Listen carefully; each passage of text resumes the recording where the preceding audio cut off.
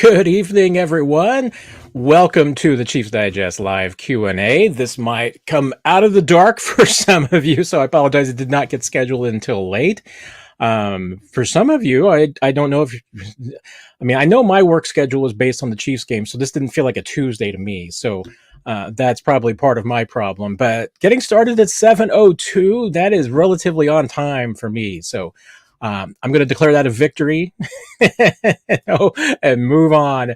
Hope everyone is doing well tonight. Brandon, first one with a comment in, although there were a couple of questions in there before. I don't know what happened to them when I started the live stream. So you never know what weird things are going to happen on the live streams and the software. I can't keep track of it all. Clearly, I'm not smart enough to figure it out. So but hopefully everybody had a good day yesterday. Enjoyed the game. That was quite a night of Royals baseball and Chiefs football.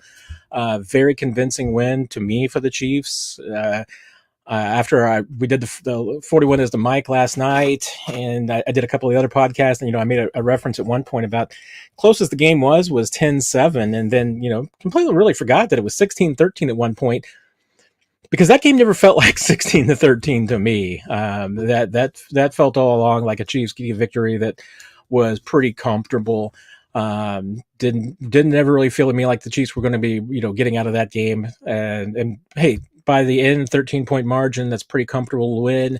All the metrics, all the numbers pointed towards the Chiefs. So to me, that was a heck of a game for the Chiefs. One of their better results in a long time. I mean, we say that when they've got a Super Bowl victory. But hey, for a team that you felt like wasn't firing on all cylinders, I still won't say that Monday night against the Saints was all cylinders, but that was to me a thorough win. I mean, that the offense played well, defense played well, special teams is fine. I don't think there's been any issues there. I mean, I know Harrison Butker missed the 51-yarder. That's not one that he normally misses, and especially with dead calm win, that really kind of surprised me. Looked like he was just kind of counting on his usual draw that he gets, and it really didn't kick in the way that it did. Maybe it was because there was no wind. Very quiet night at Arrowhead. Maybe he was counting on a little bit of something there, but very, very convincing win. Nick is going to be joining us a little bit later.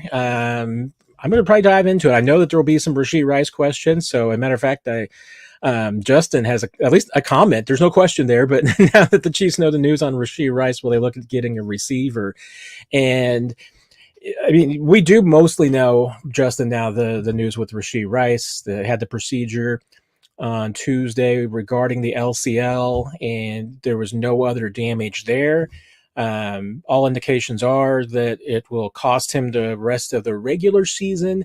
I would probably say the rest of the season. I know that hasn't been said in all places.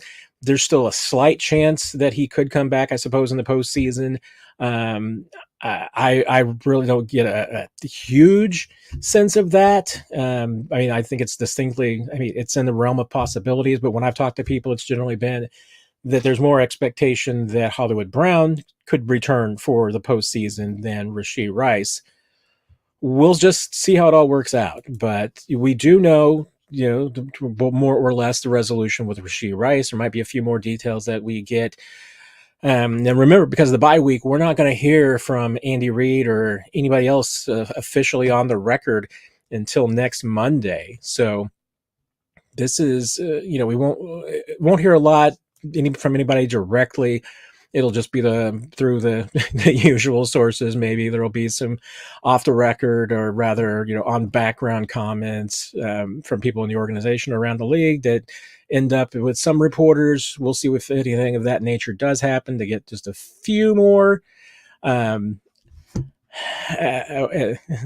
Sorry, I'm reading comments. See, this is, I used to be really, really good at this. Not like in the realm of like recently, like as far as in the podcast era that I'm doing this, but just like in my life, say in my 20s, I was really good at multitasking. This is why I get into the podcast, and then I have a hard time keeping up with the comments as we go, because I have a hard time one, staying on track and not going off into the different topic when someone asks something. And then two, I have a hard time talking and reading at the same time. So hey, for a guy who used to be one time was considering a career in television, this would not be great. I can't read it. Probably wouldn't be able to read a teleprompter, apparently.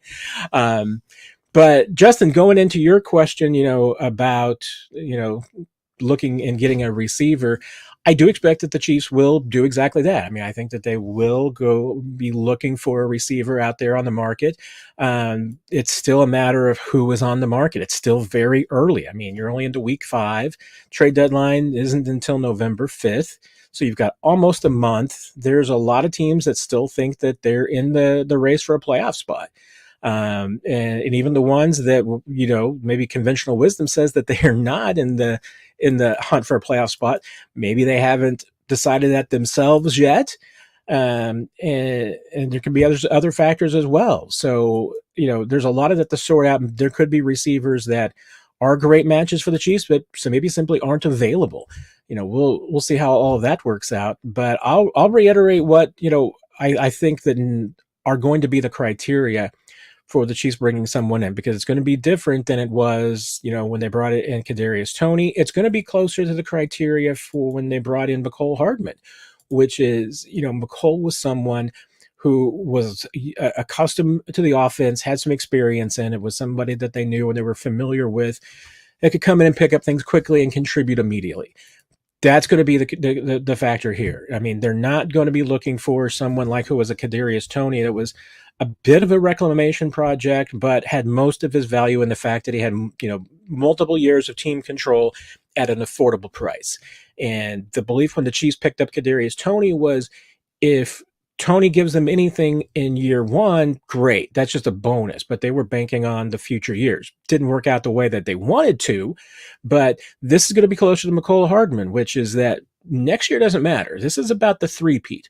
This is about bringing someone in that can help this team now.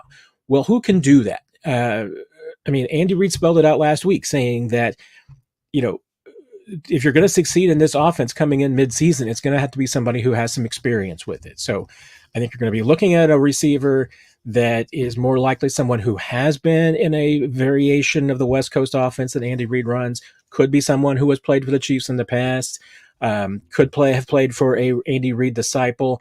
Doesn't mean that they wouldn't look at someone else, but I think you just have diminishing returns on anyone else that they look at, especially about how much they could impact this team and how quickly they could impact this team. So I'll be surprised if the Chiefs go out and pick up a big salaried free receiver type that has additional years on their contract. I mean, I don't even think that they're going to be picking up anybody with a lot of money on their contract.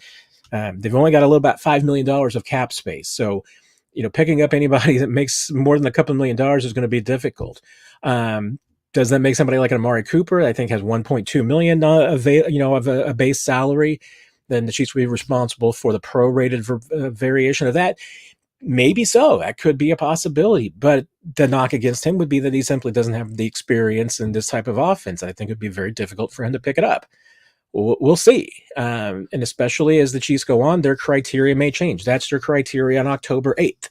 It could change once they get closer to the trade deadline. It's November 5th, and maybe they haven't found exactly what they're looking for. So it's a lot that could happen. And, the Chiefs don't play immediately. They don't practice this week. So not a huge benefit as far as making a move quickly. In this case, I think it's absolutely one of those things that you make your decisions cautiously. You evaluate everything. You don't move into it immediately. So Chris, is Andy Reid still coaching the Chiefs if Deshaun Watson was drafted instead of Mahomes?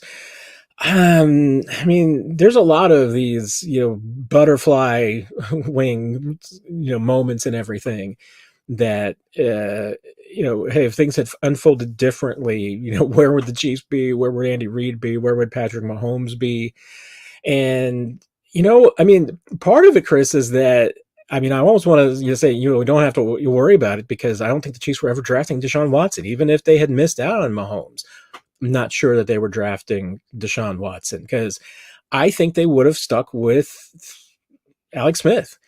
I think that they saw, Alex Smith and Deshaun Watson is not, necessarily I mean, there were some similarities, especially that was the argument that a lot of people made was that, Deshaun Watson was going to be more effective as a Alex Smith type ball control, someone who could run a little bit. Obviously, I think he would run better than Alex. Alex was a pretty good runner early in his career, though, too. So, but that was, the similar offensive type. So I don't know that the Chiefs really viewed, Deshaun Watson as a huge upgrade over Alex Smith. I mean, I think they would have stuck with Alex Smith rather than Deshaun Watson. Maybe there would have been some others. I still think that there was a greater chance that had he fallen to them in 2014, that the Chiefs would have taken Johnny Manziel had he fallen to them and they'd reached out and been able to get him. He went to Cleveland right in front of the Chiefs. They picked D Ford after that. I'm for one sold that the Chiefs would have taken Johnny Manziel. Would that have unfolded differently? Would Johnny Manziel have been a different player in person in Kansas City than he was in Cleveland? Who knows? With this organization and this coaching, maybe things unfold differently. Maybe it unfolds the same. Deshaun Watson, maybe the same thing. Maybe it unfolds differently. Maybe it's the same. Who knows? I know Deshaun Watson was a really good quarterback at one point, but you miss an entire season and just does not fare well. So I don't know if Deshaun Watson's ever really had a chance to be the quarterback that he used to be. Maybe the off the field issues alone took that out of question. Maybe the injuries. It could be a lot of factors. Maybe it's a little bit of everything. But would Andy Reid still be here? I think so. I mean, I don't think that Deshaun Watson would have collapsed things. Would they have be going for a three-peat? No, I don't think so. But like I said, I'm not. It does make you wonder about the path taken. That hey, had the Chiefs not gotten Mahomes, maybe they don't take Deshaun Watson. Who do they end up with? I mean, I don't think there would have ended up with anyone who would have been as good as Mahomes. But at the same time, Andy Reid has proven that he can take any quarterback and elevate them. And this is not a knock against Donovan McNabb or Alex Smith or anybody. But I'll always say that anybody who's played for Andy Reid was better with him than they probably would have been with almost any other coach. And once he got his guy, you see what happens. And Patrick Mahomes has been his guy. Yes. Yeah. The Royals on one TV and the Chiefs on the other. Hopefully we get that problem again. Would love to see the Royals keep winning. And if that's the case, there would be some playoff matchups down the road. It looks like they would be at the exact same time as the Chiefs' future game. So could happen again, Brandon. That would be a good problem to have. Pano, when is Brett giving Trey his extension? I still believe that it's a strong possibility. I know the Chiefs want to get it done. I firmly believe that Trey Smith wants to stay in Kansas City. I don't think that they're necessarily huge ways apart. They may be a lot closer than we think. No insight into that, just a gut feeling and guess. I know that if I am Trey Smith's agent, I'm probably telling him to wait to test the free agency because, potential is there that a healthy Trey Smith after a really good season could go out and make big bank on the free agent market. So I can see why his camp would want to hold off. But I do think eventually they're going to get to a number that both sides are comfortable with and it'll be a good deal for both sides. So we'll see. I mean, it could still happen during the season, could happen after the season. I don't think a franchise tag is going to be involved. That is very complicated for offensive linemen when you're an interior lineman, since the salary cap number for offensive linemen is based on essentially the left tackle position. That makes it a little bit more complicated. And I've been told the Chiefs really wouldn't have any interest in using the franchise tag in that situation on Trey Smith. Would have been probably true with Creed Humphrey as well. But I still think it's going to get done. But the win, Pano, your guess is as good as mine. I'm still going to contend that I think it gets done. But it also wouldn't surprise me if it wasn't until after the season. Could be close to the deadline. We saw what happened with Chris Jones last year. I mean, it could very well go down to the final hours before the start of free agency before anything gets done. Brandon's other question: why did the Chiefs throw it on the 2-yard line? Run the ball, Andy. I mean, I get it on one side, which is that it's in your DNA, and let's face it, I'm usually the one saying run the football, and everybody else is saying you don't take the ball out of your hands of of Patrick Mahomes, and I get that too. I mean, I do, and it wasn't necessarily a bad play call. As Nick, talked about last night on the podcast, I think that it helped the Saints that Colin Saunders was aware of that play, has seen it before, was anticipating it, was in the right place to make the interception. Um, hey, throw wasn't perfect. Juju, I mean, a receiver's going to tell you should catch that ball, shouldn't turn into an interception. But considering the troubles and struggles that you have had at the goal line, and I understand throwing the football there. But I also say you've got Kareem Hunt now. Kareem was really cooking at that point. I mean, he was consistently getting a couple of yards on every single play. Give him the chance, see what Kareem's got, because I think you're going to need Kareem a lot in those situations. And you want to know if he's got the juice still to punch it in from that distance. I think he does. So yeah, I would have run the football there. I know there's a lot of Chiefs fans will say they're never going to have a problem with Mahomes. And, when I said last night that, hey, Colin Saunders is a good guy. I mean, Colin Saunders was a good Chief. Feel happy for him. That was a big moment for a big guy. How often do big guys like Colin Saunders get interceptions in the end zone and run it out for 36 yards? It doesn't happen all the time. So, give the man his props. Let him enjoy it. That was a great moment to me, watching the big man touchdown. Hey, I'm a big guy too, so that's probably why I liked it. But it doesn't cost you the game. It didn't feel like it was going to cost you the game at that point. It was frustrating. I get it. But Brandon, I would have favored seeing what Kareem's got, give him the chance to punch it in. I would have done that. And I think you would have learned something about your offensive line. You would have learned something about Kareem Hunt.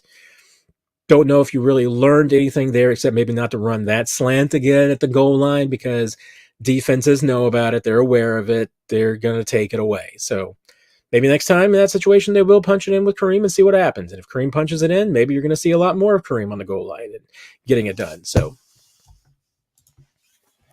Mark, Matt, how is it? It seems like the Chiefs are the only team in the NFL that can't run play action fake on the goal line that results in a touchdown to a wide open tight end. And, it's a good question, Mark. I mean, and it's, one thing I think obviously that comes back to a little bit with Mahomes, in that, Mahomes doesn't go under center very often. And those situations, play action, I mean, to me, I feel like play action at the goal line's a lot more effective when you're going under center. When you're doing it in shotgun, pistol, I mean, I just don't think it's as effective. I mean, the play action in those spots, I just never think that they're as effective as they are under center. You've got more options, more capabilities. I think that's just kind of a reality. I think it's just a little bit more effective in those situations. You get the running back and, running at the line at a good angle and good speed. I mean, there's a lot of factors in there that I think just make that more advantageous. Not that Mahomes can't go under center, but the Chiefs are not an under center team. They don't do it very often. Not that, like I said, not that Mahomes can't do it and he's not comfortable, but he's not as comfortable as he is in shotgun or pistol. So, I mean, that's probably why they don't do it, is just that it's not their thing. It's not what they do. I would like to see more of it, though. I mean, I do think that it works for a lot of teams, and when the Chiefs have run it, I mean, it has worked for them. So, I mean, it's there. I also think that they probably have run enough that, and they have done enough in the past that teams are always going to assume that the Chiefs are throwing the football, and maybe that's where play action could actually, help you set up some Kareem Hunt runs. Maybe if teams think that you're always throwing the football and you run it, you're going to have the advantage, strategy wise. But as far as, effective play action at the goal line, I think that's a big part of it. I mean, I think the only play action that you're really going to see is just, faking it to the running back 5 yards behind the line of scrimmage. And that's just at the goal line, not very effective. And when the defense is coming down on you, it can be disastrous. So This was the comment from Cody earlier. They almost got me sidetracked because I was reading and trying to talk at the same time and nearly switched from one topic to the other. The Cody, oh no, that snap was botched on that kickoff. I've seen some comments of that. I have not had the chance to go back and look at that specifically. So I'll take your word for it because I've had enough other people mention it that was the problem on the 51 yarder that Butker missed. So, hey, it wouldn't surprise me because usually Harrison is automatic from those spots. So if it was the snap, I'll buy it, Cody. I'll have no problems buying that. Mango, rumors that Sky Moore might get cut during the bye. Clearly not in their plans after not getting involved post Rice injury. Are they finally thinking about giving Nico his opportunities? I mean, Mango, I do think that there's a chance that the Chiefs are going to give some opportunities to Nico Remigio and or Justin Ross. Montreal Washington probably in the conversation, but definitely more, Nico and Justin. As I, reported over the weekend, the Chiefs, used both those guys in first team reps last week as just preparation just in case. They had McColl was banged up, and if McColl couldn't go, I think Nico would have been in his place last week as a return specialist and getting some work at receiver. Hey, I don't think there's any doubt after what happened last week, Sky's in a little bit more of the doghouse. And I don't think that the Chiefs have completely given up on Sky. I mean, I could see them absolutely trying to maybe make a switcheroo where they get him onto the practice squad, but I think they're also a little bit nervous about making that move right now when they're struggling at receiver. If you say goodbye to Sky Moore without giving the guys behind him a chance on even on an elevation basis, you're taking a risk.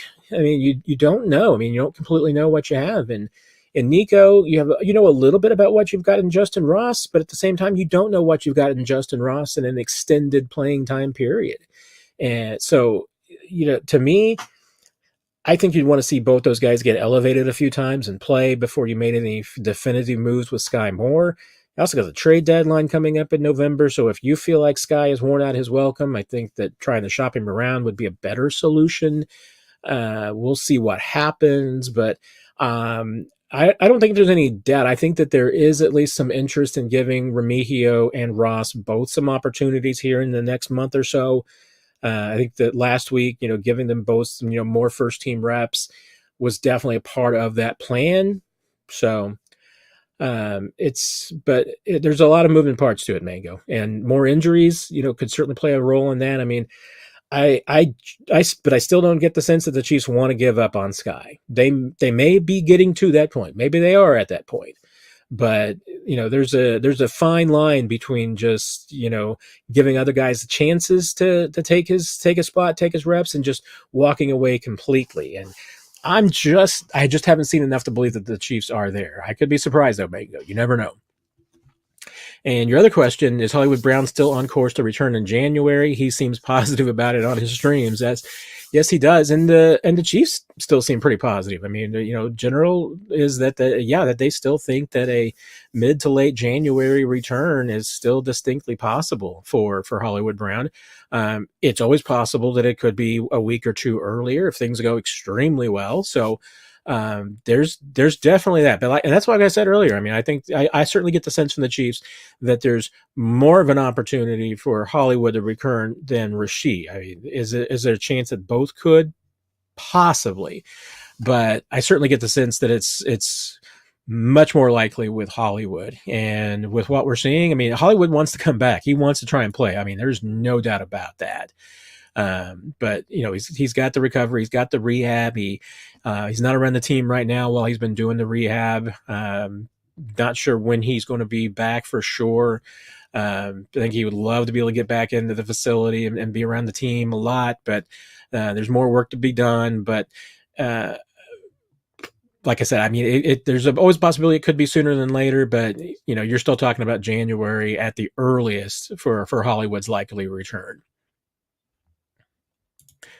And I find Pano has kind of the same question. You think Hollywood plays even a single regular season snap? I think is very unlikely, Pano. I mean, I think that would be really tough. I think because if you're talking about getting him back, I think the Chiefs would once he's able to get back onto the field, I think they'd like to give him as many of the 21 days of practice before he gets back on the field as they could.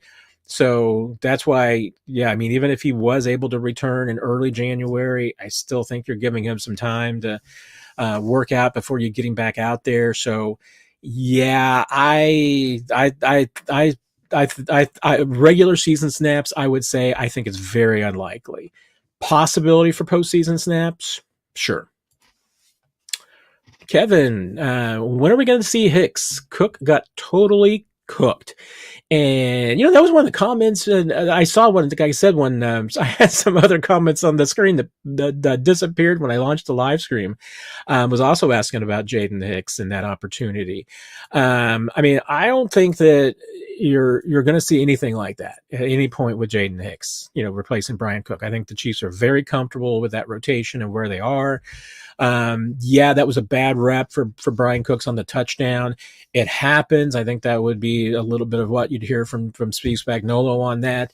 You make some bad calls, you make some bad decisions. I know Nick has made the point that Brian doesn't look like he's completely back physically from the ankle surgery, that he's still kind of pushing through that, and that's pretty common for a surgery like that. And the situation that he went through, it was pretty significant with a long-term recovery. So it doesn't surprise me in the least that, he's maybe still kind of just pushing through a little bit of, and there can always be some residual just stiffness and issues in a joint like that. So wouldn't surprise me, but at the same time, I think that, and here's the weird thing, because this Infopocalypse was exactly what I saw these, and then they disappeared.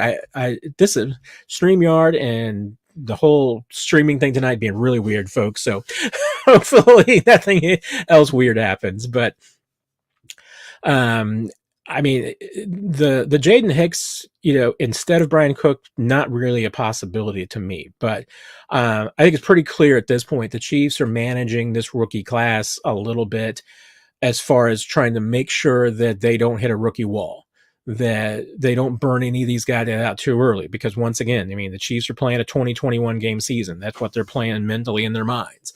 So none of these guys have played a 20 or 21 game season at this intensity.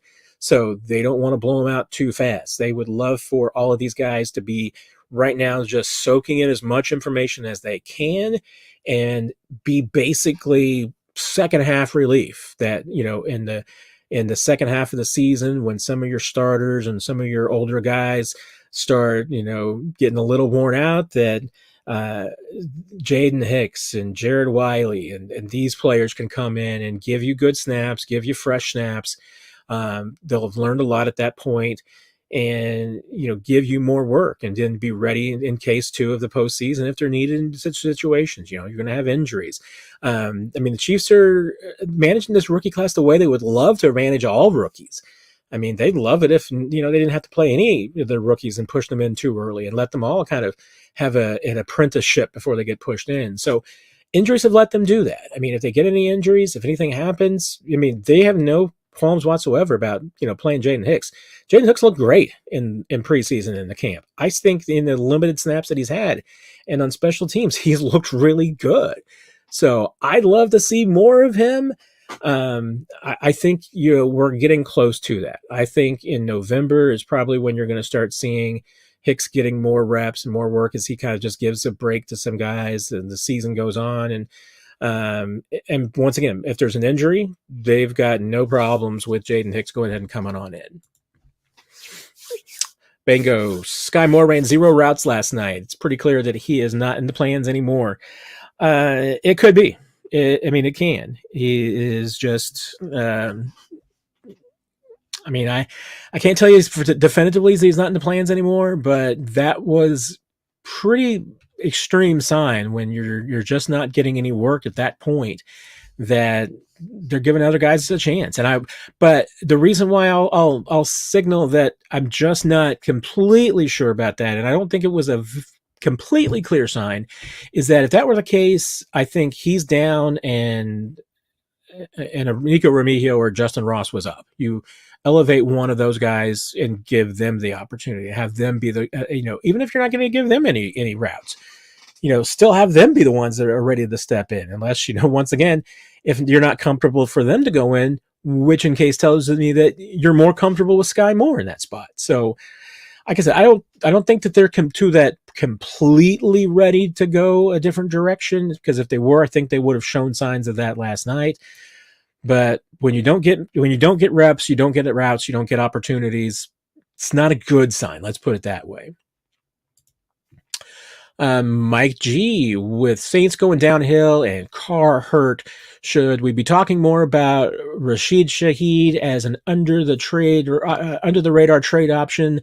Leave Juju in the Rice role and put Shaheed in the Hollywood role. I'm thinking you're probably shooting too high in the stars. I mean, I don't think there's any doubt. I mean, there's most teams in the league would love to have Rashid Shaheed. I'm going to look up his contract situation, see where he's at, because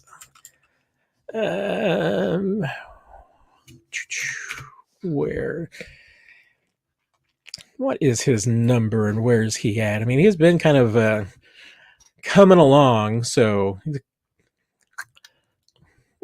let's see. So he's got a really weird contract situation.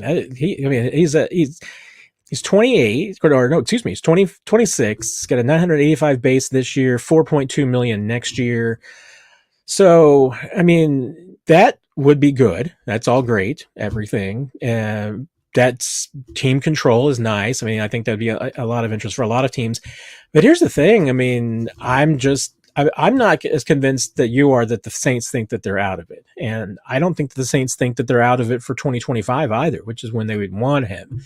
So the question is there anyone that you would want? I mean, I think actually, the Saints, I'm trying to just think about how my comfort level would be as far as their offense and having somebody come in, how quickly it would be able for them to be able to come in and kind of pick up what the Chiefs do. I mean, maybe a little bit. I mean, Clint Kubiak he's got some West Coast elements. So, I mean, it's not really Andy Reid's branch of the West Coast. So it's a little bit different. I don't know. I mean, I come down to Mike. Hey, that's great talent. Absolutely. I mean, I'd be with you right there as far as, a kind of guy that I think would be great for the Chiefs. I'm just not sold that the Saints would be willing to. And obviously that's a guy that, I mean, age-wise is good now. I'm trying to think just when he's going to be a free agent again and, what kind of compensation you would be getting for him. I don't know. I'm not complete. I'm interested in whenever I call him my partner in crime, Nick gets mad because he doesn't want to be associated with any crimes. So I have to avoid calling him that. He's going to be in here in a minute. So I'll have to run that question by him, Mike, and see what he thinks. Brandon, why is Mahomes missing throwing to wide open receivers? Worthy was open multiple times last night. Sometimes, I mean, Brandon, I saw some of those too. There was a couple of times in particular that I know that Worthy was open and he missed him. I mean, quarterbacks are going to miss some wide open receivers. I assume that usually in those situations, and I don't think anybody had a chance to ask, Mahomes last night specifically about that in those situations. Normally, I would say it's just part of the progressions that, as a quarterback's going through and making his reads, if Worthy in that spot was the fourth or fifth progression and he gets to the second progression and the guy's open enough, he's not going to look any further. So that's where the ball's going to go.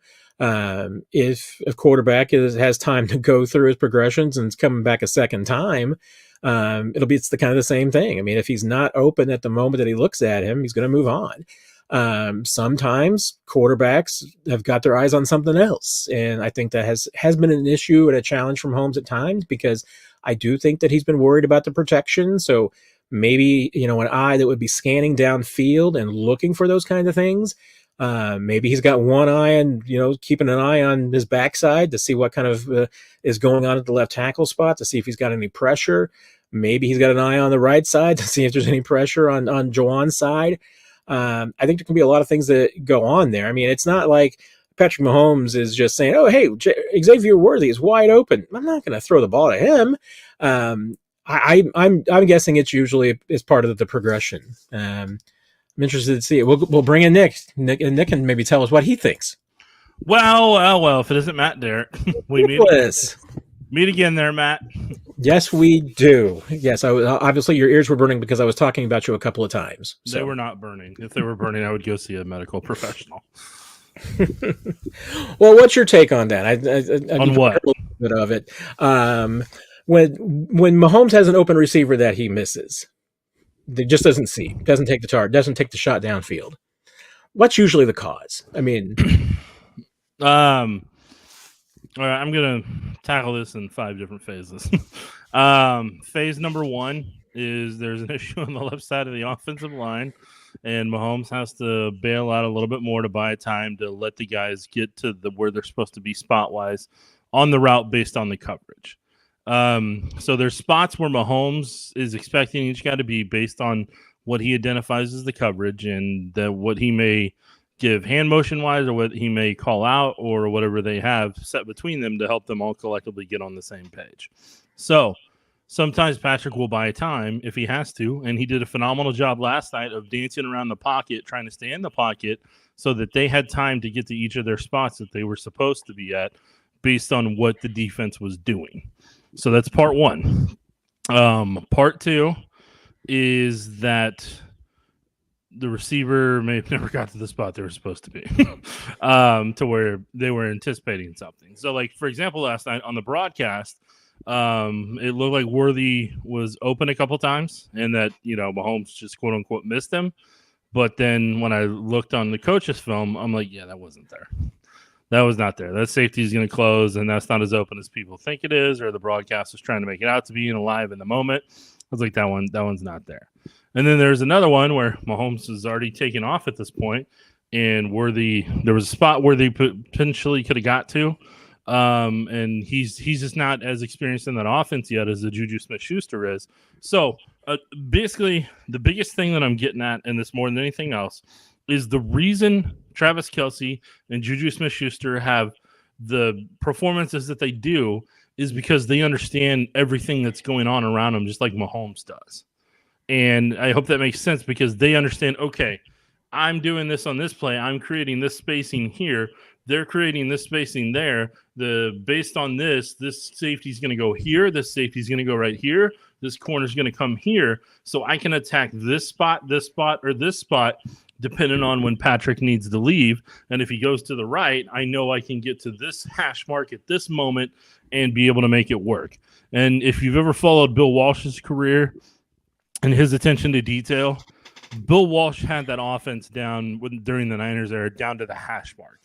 And like he saw every single little thing. And Andy learned that along the way from Holmgren, and it's been passed down generation to generation. And that's why Andy Reid's offense, no matter what evolution happens, has always found a way to be successful, is because of the attention to detail. And they have guys that are cerebrally smart that can execute that collectively when the offense is at its most successful level. So I hope that scenic route answered the question. But if it didn't, just replay it. I'm gonna co-sign on a couple of things and add them to my answer because yes, one is for sure that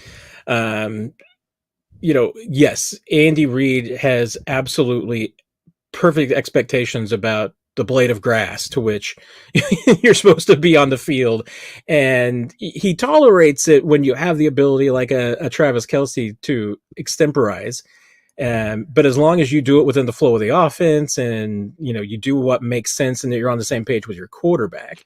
But yes, I mean, it's not uncommon for receivers, especially younger receivers, to drift a little bit and not be where the quarterback needs them.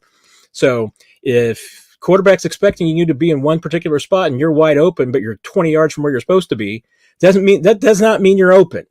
And yes, I agree too also that sometimes it's not even that I mean, yes, sometimes quarterbacks see that and you're right that something is not open, and maybe they look open in a frozen screen or in a slow mo, but you do know that a safety is going to be coming down, somebody's going to be closing on that play, and it's not going to be as open as it looks. And sometimes, I mean, quarterbacks can't see ghosts. I mean, they can see things, and maybe they didn't see it the same way that we did. Maybe they saw that. They thought that a defender was in a certain spot, or they thought that the receiver was, going to be going a different direction. Maybe the route was calling for them to go into trouble. I mean, you never know. I mean, there can be other explanations, but yes, there's usually an explanation. It may not always be obvious to us what the explanation is, but usually there is one. This was the question that was talking when you popped into the green room, Nick, and I wanted to get your opinion on it too. Rashid Shaheed, obviously Chiefs fans got to see him up close last night. Can you see any scenario where he could be something that the Chiefs could pry away from the Saints? I mean, you call and you're like, hey, what are you doing down there? How's Derrick doing? You doing okay? Sorry about that. I mean, he's under contract for another year, so I don't think he's a big part of their offense that people don't seem to get for the most part. Him and Olave are what make their offense go, and his ability to motion and move around and everything is a big part of what's made them successful.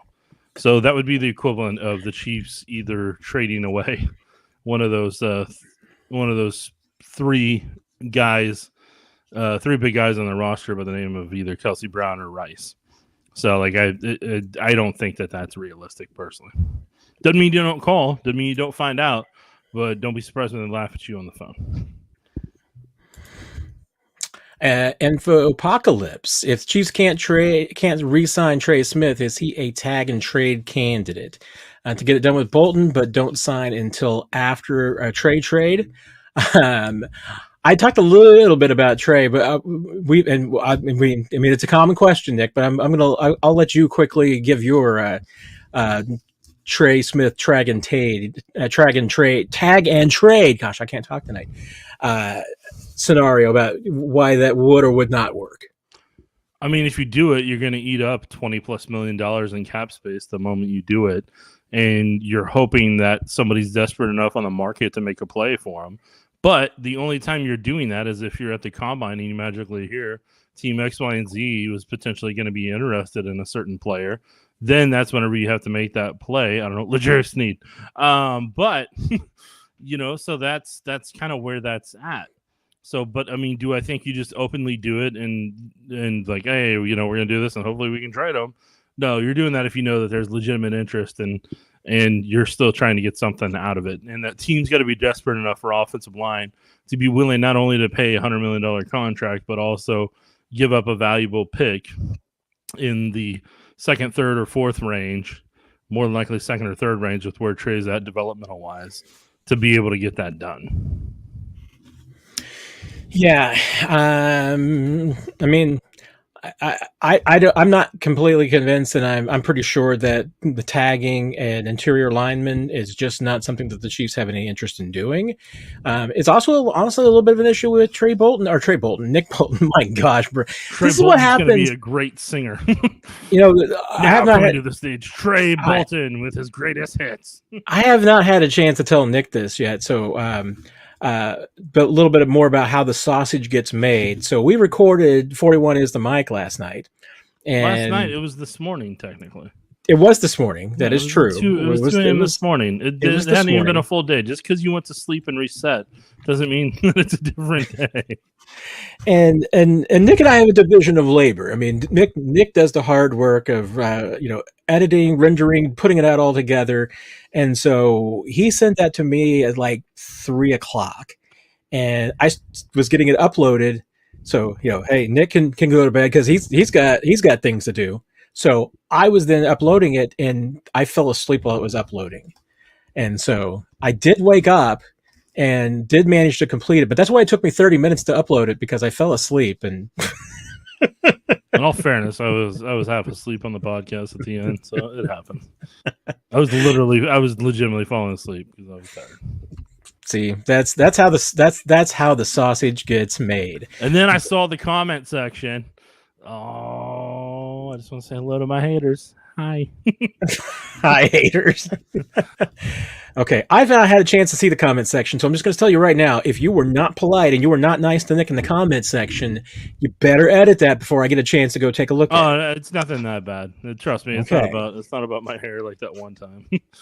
All right, so well, we've got a couple of moderators running around too now in the comment section. So if any of you people downstream are, getting into some nonsense or anything like that, just be warned. I'm telling you right now. Okay, Matt.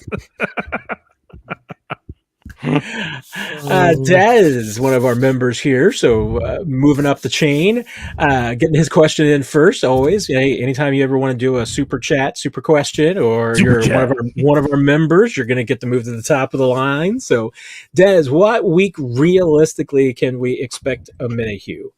I mean, I've recently been told again that November-ish is the approximate date for Omenihu's return.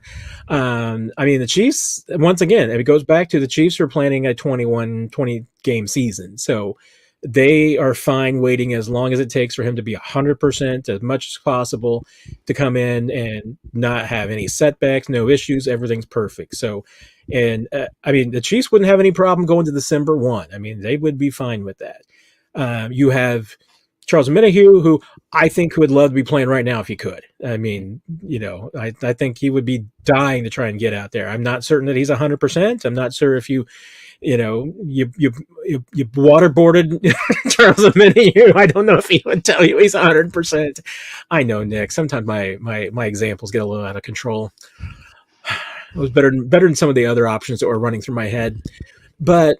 Thankfully, my company's brand is not on this. See, I wouldn't do that. 41 is the mic. Wouldn't do that. So you're. Yet there, you just said the company brand name. All right, I won't do that again.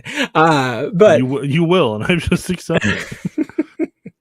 I mean, he would love to be out there right now. So I think November is still the likely date. I mean, I wouldn't be surprised if, could it be late October when he gets designated to return and opens that 21-day window to start practicing? Possible. I think it's very likely he plays his first game in November, though. I mean, it might be late November, but I think that's when he gets back on the field. Let's see. Now the challenge of me remembering where we were. I'm not even going to help you. It's going to be a fun game tonight. This is going to be a fun game.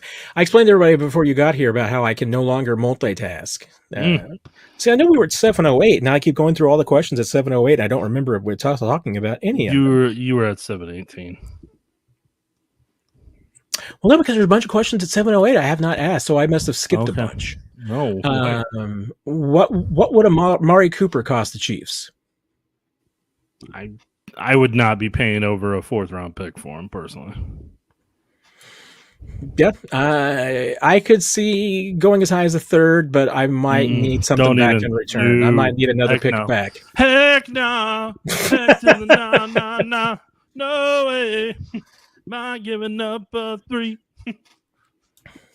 Okay, Brandon usually has some great questions, but are Travis and Mahomes beefing off the field? They don't look normal. No. What? No. I haven't seen anything evidence that they don't look normal either. So I mean, I don't know. You might have to point to something specific, Brandon, that you've seen, but no, they are fine. I mean, they were hanging out for his birthday over the weekend, and the birthday weekend. I mean, I think the birthday weekend went to like 48 hours for Travis, but no. And I can tell by Nick's face that he's more confused than I am. I was gonna hold it till you recognized it. Held it. Steve, how do the Chiefs reinvent wide receiver routes in 2 and 3 tight end sets? I don't think you're reinventing, because routes are routes. Routes are routes. So Every team runs the same routes. So routes are routes, concepts are routes. concepts. Yes. And you're running your routes / concepts based on what you're expecting the defense to run based on the down and distance, and you're trying to manipulate what they're going to run based on your personnel package.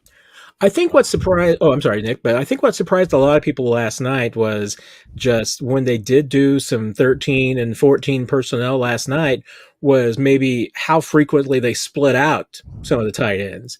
And it wasn't just a tight 9-man line or anything like that. Yeah. I mean, they were putting them out in like X and Z type spots. I mean, to me, that's not a big surprise, but I know a lot of people were surprised by that.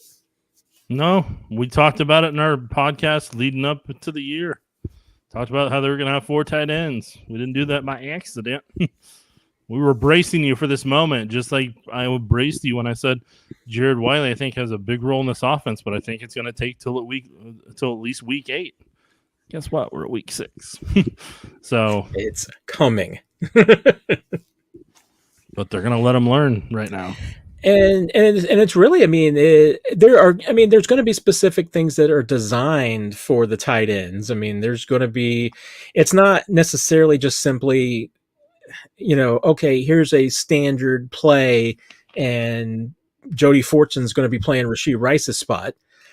I mean, maybe it is going to be some of that, but just because you got multiple tight ends in the game, it doesn't mean that you're going to put them all in just like either a Y or attach them to the line or put one in the backfield as a H-back or something. I mean, you're going to be creative. I mean, that's the advantage of having and using some 13 and 14 personnel is that you can put some big athletic tight ends in unusual spots that teams aren't prepared for. Did you see what I just had? I did see what you just had. I'm excited to see what that leads to. Nah, probably not tonight. Probably not tonight. DeAndre Hopkins a possibility, Nick? How many wide receiver questions does Mango ask already today? This is the last one. No. That's not what I asked. What I asked is how many wide receivers questions has he asked? One. Well, kind of one continuous one there. So I'll say one. No, you're lying to me again. Don't make me go count it up. I will. 3. I will turn this comment section around and check. 4. Okay, I think this is number 5. You know what they say. I actually don't know what they say about wide receiver questions. No soup for you. I mean, I'll still be really surprised if it happens. I mean, I just don't think that's what the Chiefs are in the market for, but I could be surprised. You already have my response. How about Demarcus Robinson? What about him? You want Demarcus Robinson as info? I cannot talk today, Nick. Even when there's creative, amusing, usernames. Infopocalypse has seen enough years of him watching run backwards but would you have Demarcus Robinson back? I mean, I would. I'd consider it the right price. I mean, I feel like he's already on the roster. I mean, not in name or physically him, but like I don't look. There's only so many reunions I can take before I'm just like, let's do something different. Let's zig instead of zag. Let's try that. Look, if he shows up here, he shows up here. It's kind of, it is what it is at this point. Pie Desert. My question last week was referring to what offensive weapons Chiefs had to use, and I was right. We put 4 tight ends on the field, and it was great. Did you like what you saw outside the red zone? Oh yeah, they hit almost 400 yards. So I mean, I don't know. Although you check the comment section, apparently I'm doom and gloom. No, like they had almost 400 yards. They dominated the entire game. Like, I mean, other than that pesky red zone, pesky red zone. They controlled the entire game from start to finish, and that's what There's things. Here's what I'm gonna say. There's things about that game against better opponents and better quarterbacks that is going to cause them problems in the win-loss column and potentially in the playoffs. And that's what Matt and I talk about on the podcast. what could potentially keep them from the three-peat, what could keep them from moving on in the playoffs, what can do that. You can take the wins that, hey, they did a good job despite being down this player, that player, and this player, and you're 100% right about that.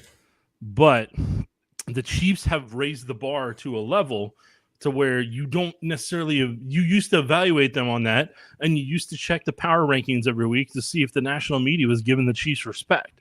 That was the equivalent of Super Bowl for fans. Is did the Chiefs make the top 10? Did they make the top 5? No, you now know they're number 1 because they're back-to-back, Super Bowl champions, and they're trying to get to a third one, and they're trying to create a legacy that can never be taken from them, just like the Dolphins have with the undefeated season. So when we're evaluating this with a whole different ball game in mind, not necessarily, hey, how are they doing in the power rankings? Did they stay in the AP top 25? I'm just kidding. I know that's not. I know it's for college. I know. I'm aware because I built a full screen on that Sunday. But to get back to that, yeah, no, I mean, Mahomes had good command. Mahomes did everything he could to stay in that pocket and to try to break his bad habits he had over the past handful of games. So all those were, and I mean, Kareem, look, I mean, when I said on the podcast last night that the Kareem, from a speed perspective, he doesn't have the same burst that he had before. And like I said, he's still got the same vision. He's still got that same trademark skip hop that he does, where he will put that foot in, and then he will jump up on his cutback and hop and try to run through. And he took hit after hit after hit, and he ran over some people. And all that combined, Kareem was a big part of why they did what they did. Juju Smith-Schuster and Mahomes' comfort level with him in this offense, and Juju understanding the entire structure of the play and making it work, those combined, like that's why the Chiefs perform the way they perform. If they had a Isaiah Pacheco, if they had a Rashee Rice, if they had a Hollywood Brown, red zone's probably different right now. And I totally get that because they're able to create speed, manipulate stuff a lot more. And they may have even probably 5 times as many explosive plays as they do right now. But the problem that they're going to have for quite some time, whether it's red zone or not, is that left tackle situation at various points. That is right now. That is the number one thing that they have to figure out how to right that ship on that front to get to where they want to go. And I'm gonna kind of take what you talked about last night on the podcast as a jumping off point, and maybe I'm just gonna be paraphrasing you, Nick. I don't know, and you may just say that I completely missed your point and that I'm insane. But I'm not gonna be rude and say that. I'll just be like, I don't know. I'll just be like, I don't know. That was the road I was going down. But I just don't think that this team, when it comes to red zone specifically and the goal line, even more specifically, I just don't know if they've decided what their identity is. Are they a finesse team that's going to, put Travis Kelce as a wildcat and do crazy things, and they have to run reverses and get the ball to Xavier Worthy to get the ball in the end zone, and eventually, we're going to see, I don't know, Mike Pennell throwing pop passes to Jared Wiley in the back of the end zone? Or, can they be a physical team that uses the strengths of this offensive line and what they have, and uses Kareem Hunt to just say, hey, you know what? Anytime we want to, we can get 2 yards. I mean, I don't know what they want to be and what they think they are, because I'm not sure that they really know who they are themselves. That's what the bye week's for right now, and that's what they can figure out during this time. As I was telling somebody earlier that used to play in the NFL when we were chatting, I was like, every year when you see the schedule come out, you don't think that the bye week is at the right time for the Chiefs. But when you get into the season, you're like, no, that bye week came at the perfect time because they really needed to evaluate this, or they needed to get healthy here, they needed that. And you think about it, like this with as many injuries as they sustained so far, and with what they need to figure out in the red zone for this next 5-game stretch, because if you look at the next 5-game stretch right now, you're going to have Niners, Raiders, Bucks, Broncos, Bills. The Niners, here's the reality about the Niners coming up right now. Their season is going to be on the line against the Kansas City Chiefs. If their playoff hopes are going to remain, it's going to have to be by beating the Chiefs. So the 49ers are going to give everything they have because of how desperate they are at this point and how lifeless they look without Christian McCaffrey at running back to be able to really put that offense on his shoulders and allow them to be a threat when they're running, for him to be the threat. So when they run bootleg, they can run it. They can get Kittle here. They can get Ayuk there. And maybe hand the ball off a handful of times and not be as turnover prone because Brock Purdy is trying to do everything at that point. So you have that coming up. With the Raiders right now, look, I mean, the Raiders are a disaster because they don't have a quarterback, don't really have a good offense, don't have a good run game, don't really have a great offensive line. But besides that, you know, besides that, they have a pass rush. But Christian Wilkins, you know, had the fracture, and he's going to be out indefinitely. I'm like, man, that's half their pass rush that made them good right now. So, I mean, you know, what's the question you're asking is, can the Chiefs figure out a way to negate Crosby when they play him? And if they do that, that could be a comfortable win for him. And especially how Christmas went and some of the things Antonio Pierce said and the Kermit the Frog thing. All those combined are going to be in play there. The Bucks, that's going to be an interesting game because Baker Mayfield's really he's doing a heck of a job right now, and they have a ton of promise to them. And then Denver's got a good defense, but they don't have really much of an offense, even though they dominated the Raiders they did. And then the Bills, we'll see where they're at that point, because they have a good run game, have an awful run defense. And they don't really have the passing offense that people think they do because of who they've played so far. But and then we'll see what happens with Josh Allen here in the coming weeks ahead, because whether they say it or not, his head hit the ground really hard. And I know he passed the concussion, but then there's also some images on the sidelines there that you're like, I don't know if he should have been playing. So I hope that answered the question, because I went in a roundabout and I just kept going. I like it, though. I gunned it.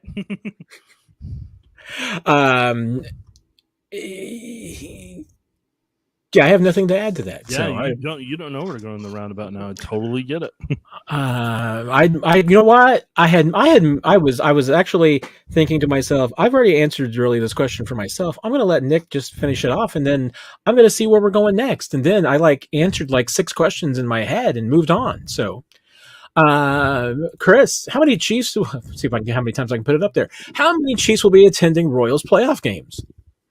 I mean, I don't know, but I would say this week, if they're not on vacation, you got a semi-good shot of having a handful of them. But other than that, that's the only thing I don't think they're going to have a ton of time. That's the only thing I would think that this week would be the time that if you're in town, I think you're probably, and you're one of the Chiefs, you're going. I mean, that's pretty cool. You know, go check it out. It's playoff baseball. I think they would go see it. I mean, especially if they're baseball fans. I mean, there's a lot of them in there. There's some that don't care. So wouldn't be surprised if there's some that don't. But there's a lot of guys out too that are just not in town this week. I mean, they've gone home for a couple of days, maybe a vacation for a couple of days, anything like that. So it might be a little less. And then after that, I mean, if the Royals advance, get another round, like you said, yeah, I mean, it might be tougher because they're going to be busier in the next couple of weeks. But yeah, I imagine you will get a few faces on Wednesday night for sure. Maybe, and it's Wednesday, Thursday, right, Nick? This schedule. Yeah, they play Wednesday. I want to say 7 something. I can't remember 7:30 or what it is. I have it in my schedule for the entire week of what we're covering. It's an off day right now though, so I did not pin that, or did I pin that? The off day between game 1 and game 2 just threw me off completely. So, well, I mean, Mick was able to come back in town today, so I know he's pretty pumped about that. Okay, so they play 7. They play. That doesn't seem right. Yeah, that doesn't seem right. I'm gonna pull it up here real quick. Well, you're thinking about that. I'm gonna ask Finally Tuned. What the heck are you talking about? Because what are the odds of Carolina getting relegated in favor of the SEC champion? I think it's a joke. But you also asked about Houston, and Houston's too good to get relegated. So, I mean, I like to joke as much as anybody else about how sometimes there's an NFL team that's so bad that Alabama could beat them. But honestly, anymore, there's not a college team that could beat the worst team in the NFL or come close to it. So. Shouldn't be able to. So, okay, 6:08 tomorrow at Kaufman. Thursday is 7:08. Both are on TBS. There you go. And True TV and Max if you have that subscription as well. I'm sure there will be a few photo opportunities and some names popping up and faces that you're familiar with popping up on your screen. Yeah, I think the more likely day if you're going to see a bunch of guys will be tomorrow. And I thought it was super cool with Chris Jones wearing the Bo Jackson jersey. I mean, I thought it was pretty awesome. What's up? So, Chris Jones wearing the Bo Jackson jersey last night. That was pretty nice. Mike, did you see Ian Rappaport's article about Rice last week where he randomly name dropped Smith, McDuffie, and Karlaftis as guys Chiefs are trying to roll over cap space for extensions? I did see some of it. I did not see that specific one, Nick. Did you? Yeah, that was in there along with the 15 million cap space that I don't think is 15 million cap space. Yeah, I think, I'm not trying to bash Ian here or anything, and I did not see the article, but there's a couple of issues there. And one, is that, Trey Smith would not drop. There's no really number to drop. He's not got enough of a base salary this year to really do anything with. And if you're extending him, you're actually probably going to raise his cap number a little bit based on having some prorated, bonus money. So that's not really going to happen. And McDuffie and Karlaftis can't sign extensions until after the regular season. So I'm a little confused on that one. There are some places that the Chiefs can get some money, but not there, not yet. Well, what he's trying to say is that the picture was trying to be painting in the article is that they're going to take the money and just add it to next year so they can try to sign them, but that would only sign one of them long term for part of their salary. And they are only down to $4.2 million. So, the plan was to use as much of the cap space from this year as they needed to do some of those extensions. That's why their plan was not to go out and add a big name, big budget free agent. And I'm still convinced that even if they go out and looking for a receiver, that's not going to be it. They're going to be looking for an affordable receiver that doesn't have much cost. So, I just don't think. I was going to say I don't think a $15 million receiver is coming through the door. I don't think a $5 million receiver is coming through the door. But sounds great. Okay, now we're getting somewhere. See, Mango's got another wide receiver question. If there's two things that go together in life, it's peanut butter and jelly. It's anonymous Mango and Chiefs wide receiver questions. There's literally nobody else on the football field. It's just the wide receivers for anonymous. You stick with your brand, Nick. You stick with your brand. So. Oh, Matt, where are we going, man? We gotta hurry this up. I got a burger I gotta eat. That's been sitting for an hour and a half. Oh, Clifford, BP pointed out 127 live but only 26 likes. If we can get to 75 likes, he's going to buy 20 more memberships. 20 more memberships. So, if you have not hit the like and you're not a member of Chiefs Digest on YouTube and you're hoping to be, you have an incentive to hit the like button because Clifford, who is our most generous patron of memberships by far, will hook you up if you hit the like button. So you've got some motivation here to hit the like button because Clifford is the dude. So that's all I'm saying.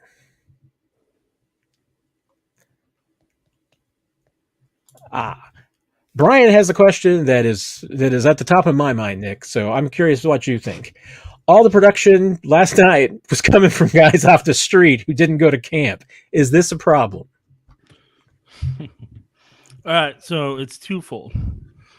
The first part is those guys went to war with Mahomes in crucial moments of his development when he was initially, making his way up to who he's become. Juju, during a very crucial year that Mahomes was able to get that second Super Bowl. Kareem, when they were both rookies, when they were both in their rookie year, and then also together in half of 2018 there. So, he has a trust in them that and foundation already built with those guys. Now, some of the other guys in the offense, like Xavier Worthy's of the world, he didn't necessarily have that foundation. Rashee Rice, before the injury, he had to build that foundation because he was forced. It was forced last year because Rice was only one of the few options he could do that with. Kelsey, he built with over time. So, like if you want to say, well, what about the other guys? Well, I mean, twofold. Either they're just not at the same level of either where they need to be, where they want them to be, or it just is what it is. But I would also like to remind there's a reason they signed those guys off the street to bring them in. So. Yeah, I mean, it's only a problem for me and a concern for me because it's like, okay, yes, here are a couple of guys who have been through the battles with Mahomes and he trusts and he knows well. But it's like, you've been here. You've had your chance. Why haven't you been able to do that yet? If you're here, you've had the same opportunities and the same chances to prove yourself to Mahomes, to make yourself available to him, to become Patrick friendly, if you will. And it's like, what's keeping you from doing that? Nobody was stopping you. Nobody tied you to a chair to make sure that you couldn't build chemistry with Mahomes and get it done. So what held you back? The only thing holding you back is you. So if you are one of these guys, I mean, like you said, Nick, I mean, Matt, do I spy 20 gifts? Yeah, and I was getting ready to go there and everything. Clifford, the man. I guess we got our likes. I was trying to look it up to see where we were with the likes, and I got sidetracked. Clifford's gifts. Clifford, 20 members out there. Gifts from Clifford. Thank you so much, Clifford. That is amazing. You are so generous. Appreciate that. You are definitely our. I need to have like a patron saint of memberships or something for Chiefs Digest because you are that. And those of you who got assigned the memberships, hope you enjoy them. Once again, Nick, I need to do a better job. I know I pledged last week and I let everybody down. So now that Clifford's done this 2 weeks in a row, I'm going to bang out some nice member videos. So just for our members, especially since we've got so many brand new ones, thanks to Clifford over the last couple of weeks. So thank you, my friend. Truly appreciate that. Appreciate the support.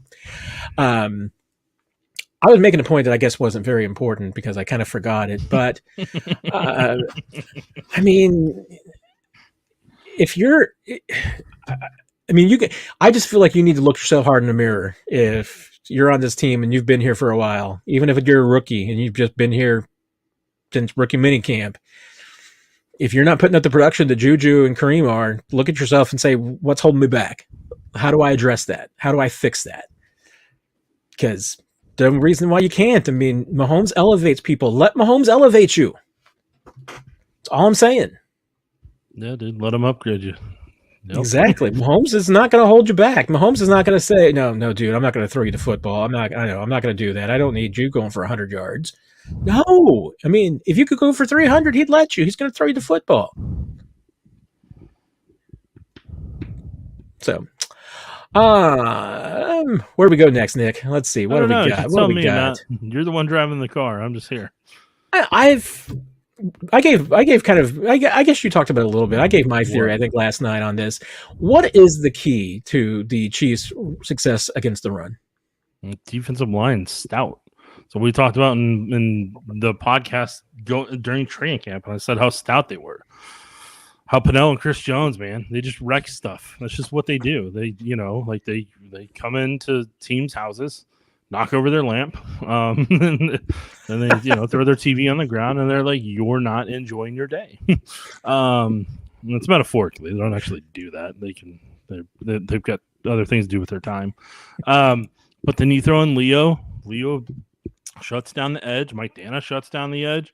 George Karlaftis is a much better bull rusher this year than he was last year. He's walking people back into quarterbacks' laps for fun, and for his job.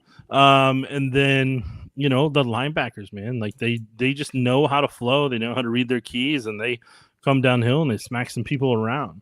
So all that combined, that's what makes the Chiefs run game what it is. And, the teams have to give up at some point, and they're like, we're probably not going to run on them today.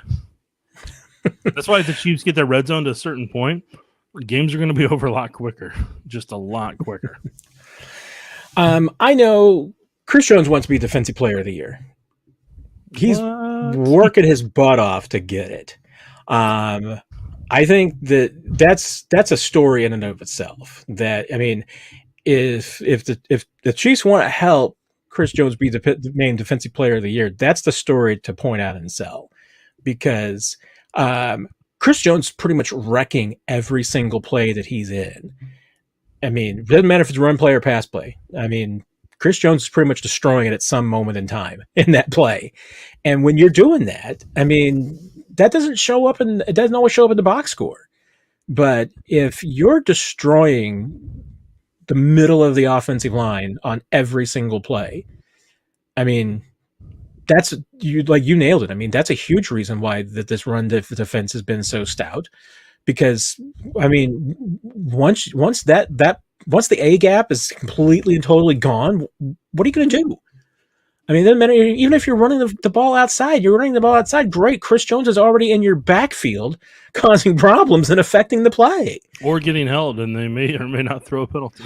Man, you're right about that. He had one last night that was about the most blatant hold I think I've ever seen that was not called. Yeah. So if there's those of you Chiefs fans out there who get really, really upset when people say that the Chiefs never get, all the flags go for the Chiefs, that's a good one to put on your highlight reel. And Clifford also, thank you. I mean, this Clifford is just like, I mean, is the Chris Jones of the discussion tonight. Yes. Pro tip: put question marks around your questions, and I'm much more likely to find your questions. So, just saying, that is a very helpful tip. All right, I gotta catch up here.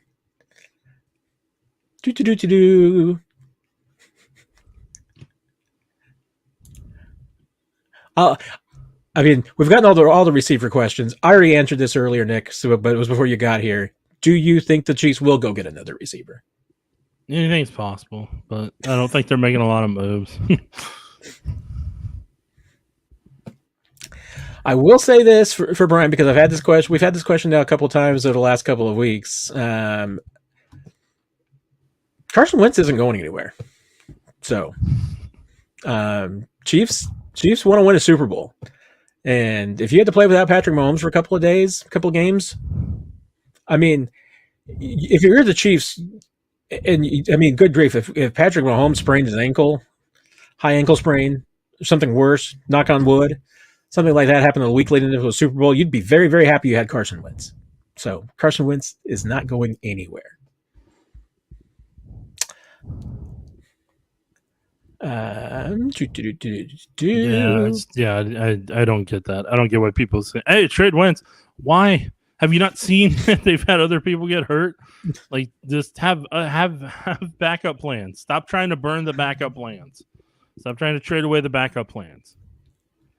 And Wentz would actually have to perform on the field for him to create the value that you're thinking you're going to get for him. I understand the direction that Astria Love is coming here on this one, Nick. So, what is it with McCole Hardman? It looks like he's afraid that he's going to get hit, just runs out of bounds. I don't think it's afraid that McCole's afraid he's going to get hit. I think it's just his style now. I mean, McCole thinks that he can turn anything into a big play. Mm-hmm. And as a result, I mean, he's going to run around in circles trying to make a big play. Mm-hmm. Yeah, so the reality with McCole Hardman is he thinks he has Tyreek Hill's speed. Like, that's the reality. He thinks him and Tyreek are the same. And he's always kind of thought that by how he plays with the speed that he has. But so he's always willing to stretch it out because he thinks he's going to find a cutback lane like Tyreek's going to, and that he's going to be able to turn on the same level that Tyreek does, that he's going to have the same stop-start that Tyreek does, and no, he doesn't. But he thinks he does. And so he's going to continue to do that, and that's just how he's going to operate and how he's going to roll and all that stuff. So, he's just going to continue to stretch out punts, and then, and then he may get a yard, may get -5, may get -10, may get +20, then, he plus 40 at some point. That's been the journey for as long as he's been here.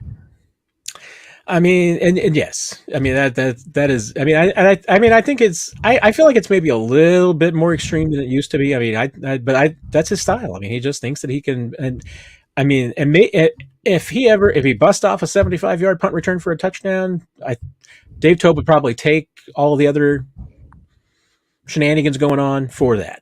So. I should share, Nick, just because I've gotten this text from a couple of people now, because people just they know my brand as well.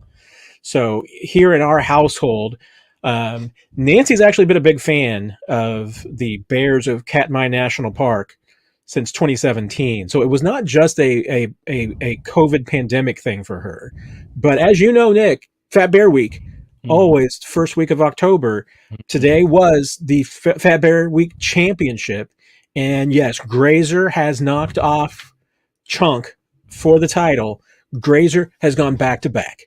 So Grazer has just pulled the Chiefs. The question's going to be now, can she Chiefs Pete next year? Will next year be the year in which both the Chiefs and Grazer three-peat for their crowns? How am I just now finding out about this, Matt? About Fat Bear Week? Yeah, dude. You're normally Where have all you over this. been? You normally talk about this all the time, and this year I'm you didn't. trying. I've been trying to be more moderate in it and everything. I can tell because I didn't know about it, and I would have known every step of the way in the past handful of other years, man. Way to really carry that banner for one of your passions.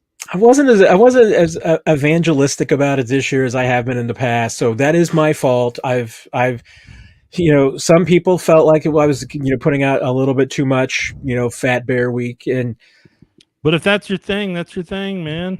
Well, the bears eat a lot of salmon. They're really fat. It is a lot of fun, and there was some tragedy and drama this year too. And in the final championship, Nick, because that happens. Grazer, who's like one of the fiercest mama bears in Katmai National Park. She had two cubs this year. The Cubs were with her. I think they were on. I can't remember if they were on the falls or they were just near the falls. But the Cubs were there with her while she was fishing. They got swept away. One of them ended up getting too close to Chunk. Chunk attacked, because that's what bears do, and severely wounded the cub. The cub unfortunately died from those injuries. So Chunk, who faced Grazer in the final, killed one of her cubs this year. So, I mean, Josh Briscoe, who is also a friend of ours, also is a big follower of Fat Bear Week, as he was the first one to really coin it, that Chunk has a lot of red flags, a lot of off-the-field character issues that are a problem. And I think it absolutely hurt Chunk in this final, because if you're going to vote for, who are you going to vote for? Are you going to vote for Chunk, who killed a cub, or are you going to vote for Grazer, who lost a cub because Chunk killed it? Well, Matt, you want to know the problem for me? Maybe. I didn't know what was going on, so I can't vote, Matt. I was afraid you were going to say that. All right, next year I'm making sure that you know.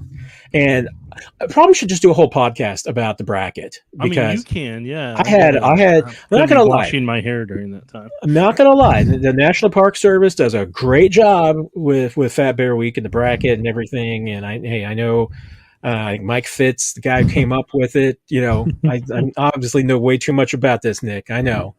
No, I was looking at.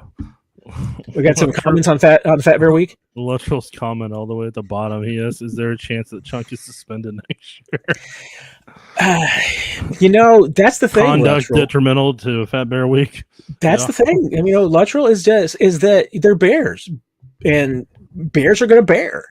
So no, I mean, there's no suspensions, nothing of that nature. And I mean, I really, I don't want to really bum everybody out, but last week was supposed to be the unveiling of the bracket, and there was another incident where an adult bear killed another adult bear.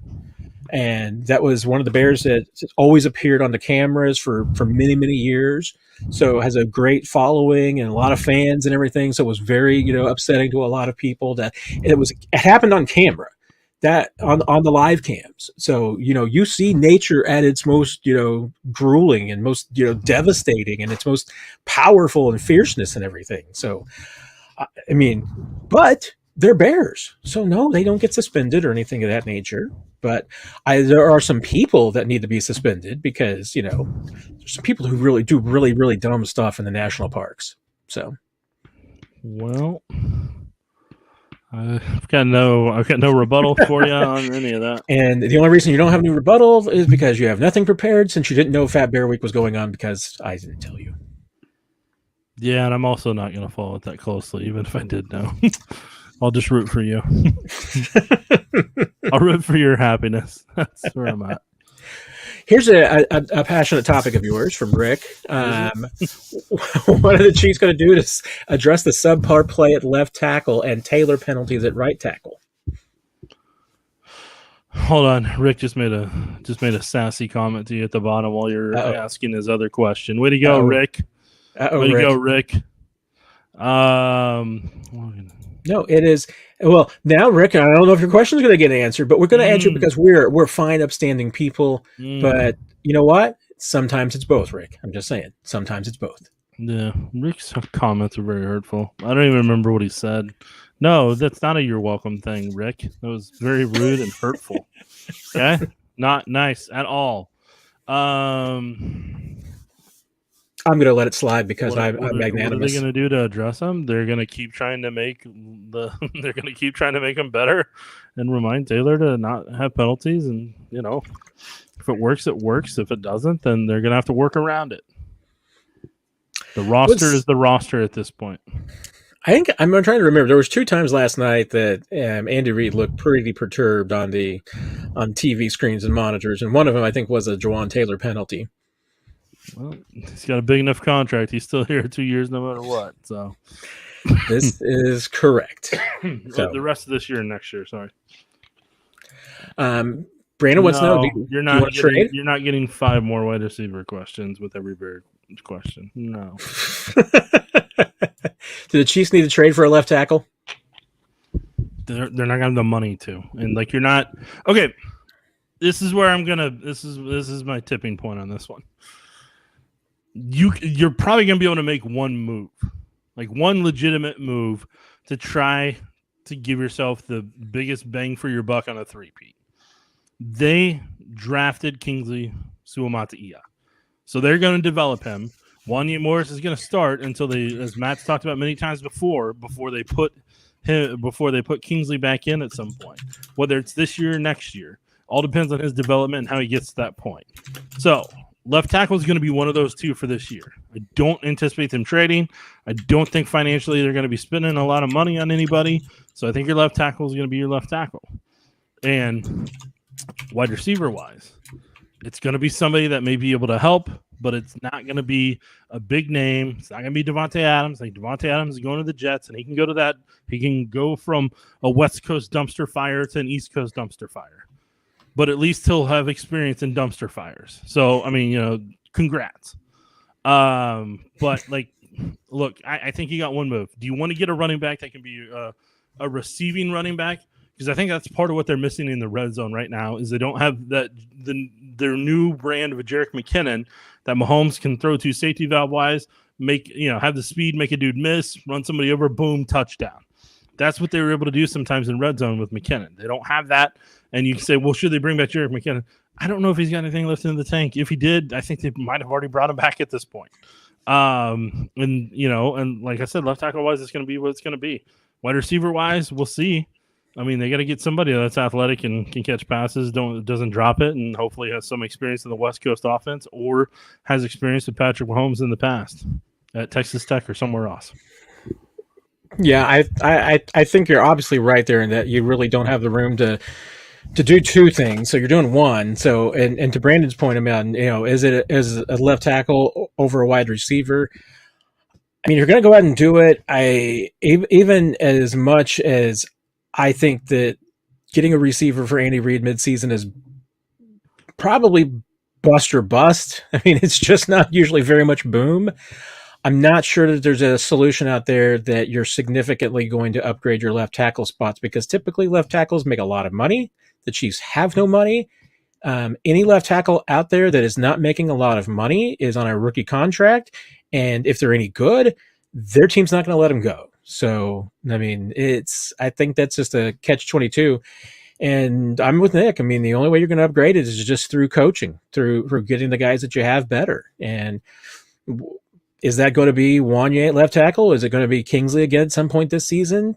I mean, I'm still thinking that that's going to happen, that the Chiefs are trying to get Kingsley to the point where they feel like that he can go back in there and play that spot.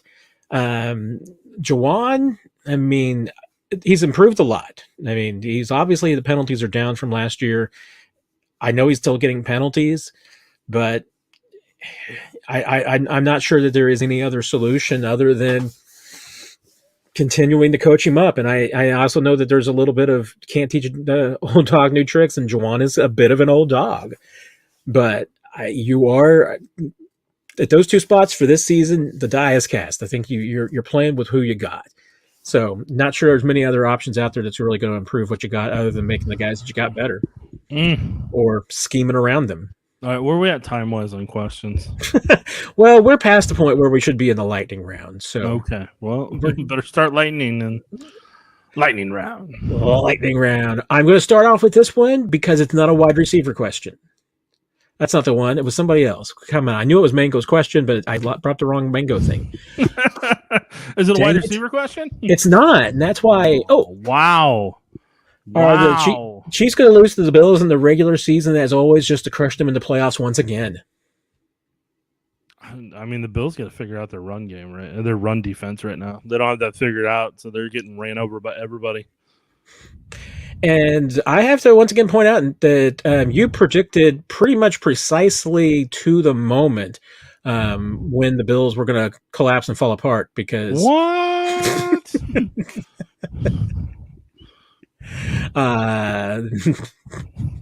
You nailed that one, Nick. I mean, you called it. Every year, Buffalo comes out of the gates. Oh, they're like gangbusters.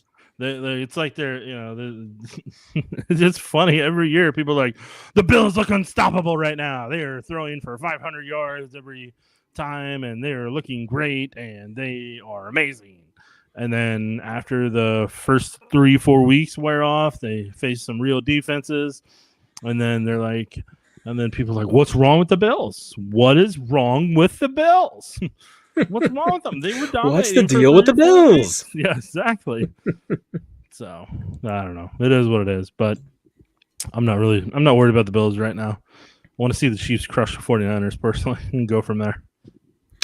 I'm going to a super chat from Rob, Nick, and I know it's gonna trigger you. So just brace yourself. Matt, why you gotta put that out there, man? Like maybe you'll all surprise. I just saying, I want you to be kind to Rob.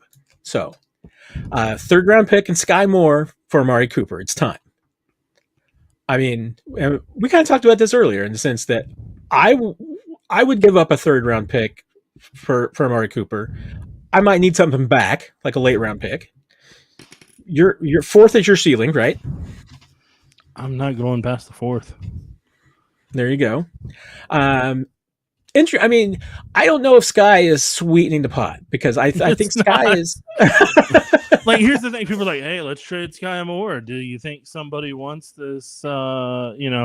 It's like the equivalent of somebody being like, "Hey, I've got some, and this isn't meant for Sky Moore. This is just meant for trades in general. This is not Sky Moore related." But people are like, "Hey, I've got some deli meat that's past its expiration date. Let's see if we can trade it to this team over here. Hey guys, you want some expired deli meat 3 days past its due date? You want some of that in a trade?" And like people think that like the team's gonna be like, "Oh my God, yes, we don't have our own store where we can get deli meat, that is on time, let alone expired deli meat. Yes, we will take that." No, but seriously, like Sky Moore has to have production for teams to want to trade for him.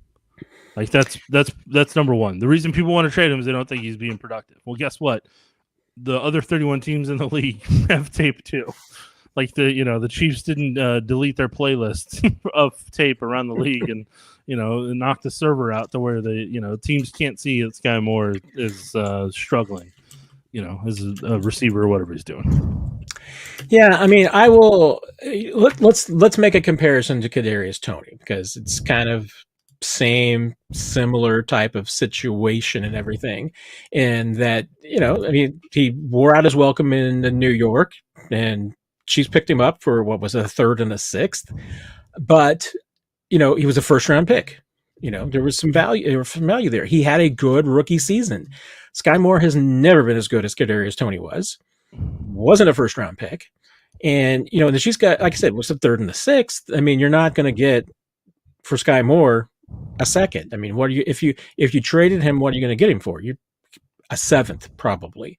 And that's only if you got a team that thinks that they can fix Sky Moore. And the Chiefs thought that they could fix Kadarius Toney. They thought, hey, this is a Lamborghini that just needs, a little TLC, and it's going to be able to race up and down the field. I mean, you need somebody who thinks that about Sky Moore. And I don't know what other teams think about Sky Moore. I'm pretty sure they don't think he's a Lamborghini that they can fix back up. I mean, I think they might think he's a Corolla that they can, get a few more years out of. But what are you willing to give up for that? I mean, third for Cooper, I'm okay with it. Wouldn't be my first choice. I don't think it will go well, but Nick, your mileage may vary. I'm just going to say it. Yeah, it will. And that is how you fail early at lightning round. So we're going to give lightning round a second try. Of course, you can leave anytime, Nick. I mean, I'm at this point, I feel like I'm holding you hostage. And if there's anything we want here at Chiefs Digest, we want volunteers, not hostages. Thanks, Mike Tomlin. I knew you'd appreciate that. Oh, I was going to do that, and I know that you actually like that question, but it's Mango with a wide receiver question, so I don't know if I'm allowed. You're going to do it anyways, so go ahead. But I know you're in favor of this one. Deontay Johnson, more realistic? Here's the dealio, yeah. He's got 1 year left on his contract. So if you're trading anything of substance, which I think you're going to have to with the Panthers to pry him away, you're going to have to give him something legit, and you're really just renting him for 1 year. And from a cap perspective, if I remember correctly, they would have to adjust some things with what his number was to get him under cap and everything. Yeah, pulling it up real quickly because I can't remember of all the different receivers. I mean, I'm slowly but surely getting Amari Cooper's memorized now. But $7 million this year. So even at the prorated version, yeah, you'd probably have to send a draft pick in addition to the draft pick just for the Carolina Panthers to eat some more money. So yeah, I mean, probably a decent fit, but again, I think it's tough to get through, and it's going to cost you a couple of draft picks. I don't think it would cost you just one. I think it would cost you a couple. A day 2 pick probably, and a late round pick too. Just to show there's no hard feelings, Rick. For crying out loud, can the Chiefs get Sky Moore on the practice squad and elevate somebody else? I mean, I still think if the Chiefs put Sky Moore on waivers, I think he's gone. I think somebody else is claiming him just to take a chance on him for free. So I don't think that's an option. And I'm interested in what you think, because I think I talked about this also before you got here, Nick. I mean, if the Chiefs are interested in replacing Sky Moore with somebody that they've got, I think they're first going to elevate either a Nico Remigio or Justin Ross, give them a couple of games to see what they got before walking away from Sky Moore. Am I wrong? I feel like at this point you already know what you do or don't have. So until they're willing to put somebody over Sky Moore on the field, like they're telling me they don't think anybody's better than Sky. Actions speak louder than words. There you go. Lightning round. I like this question from Jimmy. Are we starting to see Tershawn Wharton's ceiling, or does he still have more? He's having a super solid season. I agree with that. He's having a really good season. Does he still have ceiling? I mean, I hope so. Like, I hope he keeps continually improving and continually to be a good pairing with Chris Jones on rush downs. I mean, even if, and let's just assume for a moment that this is Tershawn Wharton's ceiling. It's still better than he had been at any point before in his career. I mean, he's back one more plus year back from the ACL. He's stronger than he was a year ago. I mean, he is performing better than he did at any point before the ACL injury. So to me, that's a super good level. I mean, if you got a couple more years, and if he's got a couple more seasons like that in the tank, yeah. I mean, Tershawn's a guy that I wouldn't have any problem keeping around and trying to invest in, because even if this is his plateau, it's a pretty good plateau. There's a lot of guys that don't get to this plateau. Lightning round. Jackson, will the Chiefs make a trade this week? I think it's more trade deadline if they do something. I think right now it's kind of the valuation of, do they think they have enough pieces to win right now and to win with the offense that they have? But then also part of it depends on what teams' prices are. And I think right now teams' prices are going to be significantly higher than what they'll be on election week. Yeah.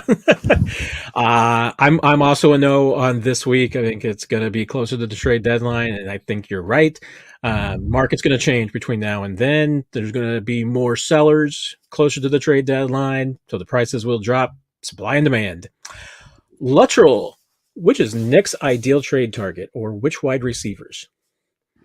Do you have a favorite wide receiver, Nick, that you'd trade for? They can't get him, so it doesn't matter. Well, now we need to know who that is. No, you don't. It's not tampering or anything. You can tell us. Stop, dude. Look, I mean, the guy, if they're here, I'm going to give you a realistic one. Okay. You and I have already talked about it this week. I would be intrigued if they feel like Romeo Doubs from the Packers could benefit in their offense. I would be interested in that if they could do something in that regard. That would be somebody I'd be intrigued by. Mike Williams is another guy I'm intrigued by on a rental basis, but I feel like a lot of things are going to have to happen between now and then, where Devontae Adams is going to have to be traded to the Jets, and then the Jets are going to have to be willing to get rid of somebody, and then do they just want to outright cut them, or do they want to try to trade them? And is Mike Williams that guy? And you go from there at that point. So, like those are people that I would be intrigued by in that, and like there's a lot of fast receivers out there that, I mean, I would love to see the Chiefs get a chance to take on, but I just don't think it's realistic. This is not a question, but since we've talked about this in the past, Infopocalypse thinks it would be hilarious if Brett Veach had a burner account to mess with local people covering the team. I mean, let's face it, Nick, you and I are both convinced that Brett Veach has a burner account. So I don't think that he's the type who would just mess with us locally, and everything. But if I ever, find an instigator that, follows nothing but Chiefs reporters, F1 racing, and horse racing, then I will know that we have found Brett Veach's burner account. So, hey, Matt. Yes. When you're trying to get close to something, you don't give all the clues away. Dang it. Man, I'm just, dude, you don't have a future as a detective in law enforcement at this point. Come on, there's just one more thing, Nick. No. Like, you give away the only element of surprise. The only clues that we had. No, not we. You. The only clues I had. There you go. Yeah. Brian Perry. There's other clues I have. I'm just not going to share those. So. Yeah, that's what you're saying now. Can we just skip the bye week this year? No, I want the bye week. I've got enough on my plate this week. I don't need more. We talk a lot about trading for a receiver. Is there a free agent receiver out there, Nick, that you'd bring in? I mean, I just don't feel like the Chiefs were going to do that. They would be signing them here within the next week, and I just don't know if they're going to elevate them over Justin Ross or Nico Remigio right now. Hey, I'm trying to think. It's what Michael Thomas is out there. Whom else? That's primary. I know people have mentioned Corey Davis, but I just don't think that there's a lot out there. Are the Chiefs down on Jared Wiley? He has only a single target and catch for 7 yards on the season. What do you think, Nick? No. Let the man develop. Let him develop. Here's Let him the develop. here's the Let him nickel develop. here's the nickel version of the answer I gave earlier, which is exactly that. That if the Chiefs could treat every rookie like the way that they are Wiley and Jaden Hicks every year, they would. Let them develop. Don't overcook them early. Don't try to, put them into roles that they're not ready for. Let them spend half a season learning. Did you Start say work. overcook them? Yes. You don't want to put them in the you put them in the oven. When it's too hot and too early. I mean, you need to bring them along slowly here, Nick. Make them sound like they're Totino's pizza rolls, man. If the metaphor helps, yes. I was thinking more of like a brisket. You want to go low and slow. So wide receivers that are out there right now: Michael Thomas, Hunter Renfrow, Renfrow's another popular one. Chase Claypool, James Washington, Hakeem Grant, Willie Snead. I don't know if Philip Dorsett's still out there or not. Then A.T. Perry, the Saints just released recently. They waived him last week. So and this is what I'm looking at right now is as of October 6th. So may have changed a little bit. I don't know. I finally got to the point in the discussion where Clifford announced we got the 75 likes, so I just was taking the opportunity to remind everybody that Clifford is awesome. And yes, if you hadn't hit the like button, don't let that stop you from hitting it again. Or actually, I can only hit it once, but hit the like button if you haven't, because Casey hurled a suggestion that mango is really breathy.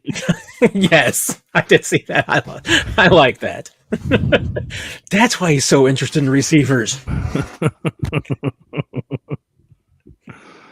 Oh, heck. Alex, what will the running back situation look like if and when CEH and Pacheco are healthy? Hopefully the same as it does now. Kareem getting a lot of carries, P. Ryan helping out in pass pro, and Steele still getting some work here and there. And then you let Pacheco get healthy and you sprinkle him in where you can. I just got back to Luttrell's question about whether or not Chunk was going to get suspended. Cracked me up. Not Chiefs news, but how about the Robert Saleh firing? I was waiting to see if we were going to get that question. Seems to me that he was set up to fail with the Jets. Obviously, Nick, as we discussed, Jets, a permanent member of the 8 NFL teams that don't know what they're doing at any particular moment in time. All right, so here's how I'm going to start this party out. Look, Robert Saleh was, I know he was trendy there early on and everything, had the defense playing well, had him playing his style and his brand. But the reality is, at the end of the day, I don't think he ever had a general manager that understood what type of players they needed the 49er way. I think Joe Douglas understood the Philadelphia Eagles way. And so I don't think that those two meshed in that regard. If Robert Saleh had come there with a general manager that was from the San Francisco 49ers front office, I think that has a much better chance of going well. But Saleh still took the job because he wanted to be a head coach instead of maybe waiting for the right opportunity. And he was able to get as long as he did as a head coach. But here's the reality. At the end of the day, like he just didn't strike me as the leader. I could tell Aaron Rodgers didn't respect him. Let's just put it bluntly. Aaron Rodgers didn't respect him. Like, if he did, he wouldn't have done that stuff on the sidelines. They wouldn't have the sparring back and forth that they did publicly in press conferences. And if that's what's happening publicly in press conferences, what's going on behind the scenes that we don't know about, that is bubbling that out publicly for people to see? So there's some laundry probably going on behind the scenes that was not pretty. And at the end of the day, like, the Jets want to make the face of their franchise, Aaron Rodgers, happy. So the second Aaron Rodgers came there, Aaron Rodgers is going to get whatever he wanted on offense, players, coaches, you name it. And Robert was either going to have to accept it and make nice with Rodgers, or he was going to have to be defiant and become unemployed at some point. And so here we are, and that's how that's going to go. And the Jets are going to have to blow that whole thing up after this year, probably. And we will see the speculation run rampant about Mike Vrabel and Bill Belichick, and do either one of them go to New York next year? And who the heck do the Jets bring in as their general manager? And does Woody Johnson give them everything that they need to succeed? So, I mean, look, I mean, it's just the clock is ticking on New York at this point, and that's just how that is. Yeah, I mean, and once again, I mean, if you have poor or ineffective ownership, which the Jets have in spades, I mean, that's been proven by the fact that they haven't done anything in 50 years. And if you give your franchise over to your aging quarterback that you've brought in, I mean, Robert Saleh, I feel like, was the dead man walking the moment that they brought in Aaron Rodgers, because Aaron Rodgers is essentially the GM and head coach, and at least the offensive coordinator. They have given Aaron Rodgers everything that he's wanted. Given him his offensive coordinator. They've given him his receivers. I mean, they've literally built that entire offense and the coaching staff around whatever he's wanted. If you're given everything that you want, you better be better than Aaron Rodgers is. I mean, I don't know what the problem is in New York. I have several guesses, one of which, I know is absolutely correct, which is that the culture of that organization is ineffective because ownership is ineffective, and it comes on straight on down. They're obviously ineffective at evaluating talent consistently and getting the right players.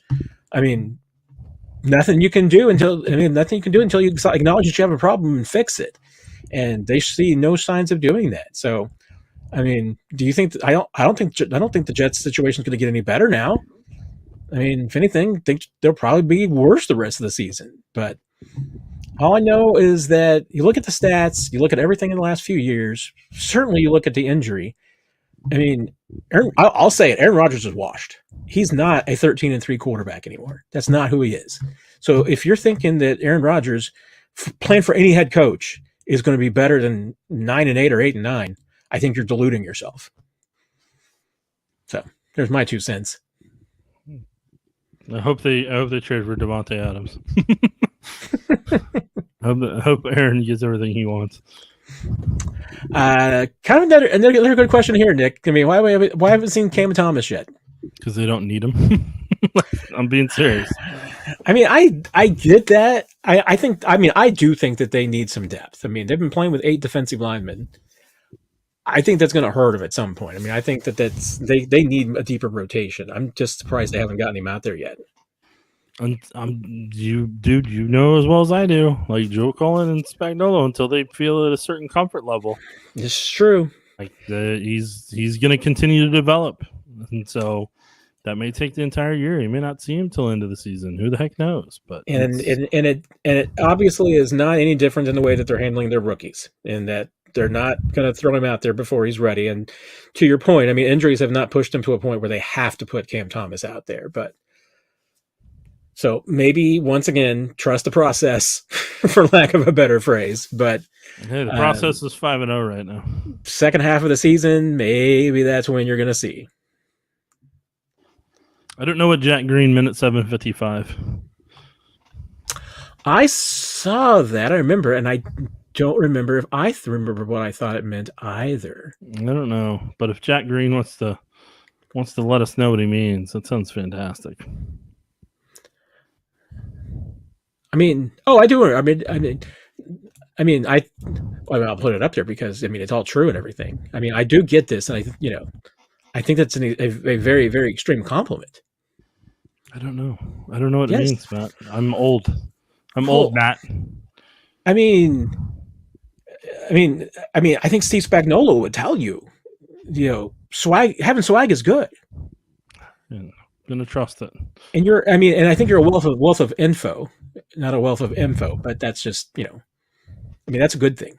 Okay. All right. Just saying. I wasn't sure. I was like, I don't know. Okay. Are those new acronyms that my nieces are going to have to teach me? Well, this question is too late because who won the election? Grazer won the election over Chunk. I thought I'd get a much bigger laugh from you there, Nick. I mean, I thought I would get some laugh from you for that one. Yeah, I was pretty proud of. I'm pretty fat bared out at this point. I was pretty proud of myself on that one. Pretty fat bared out at this point, Matt.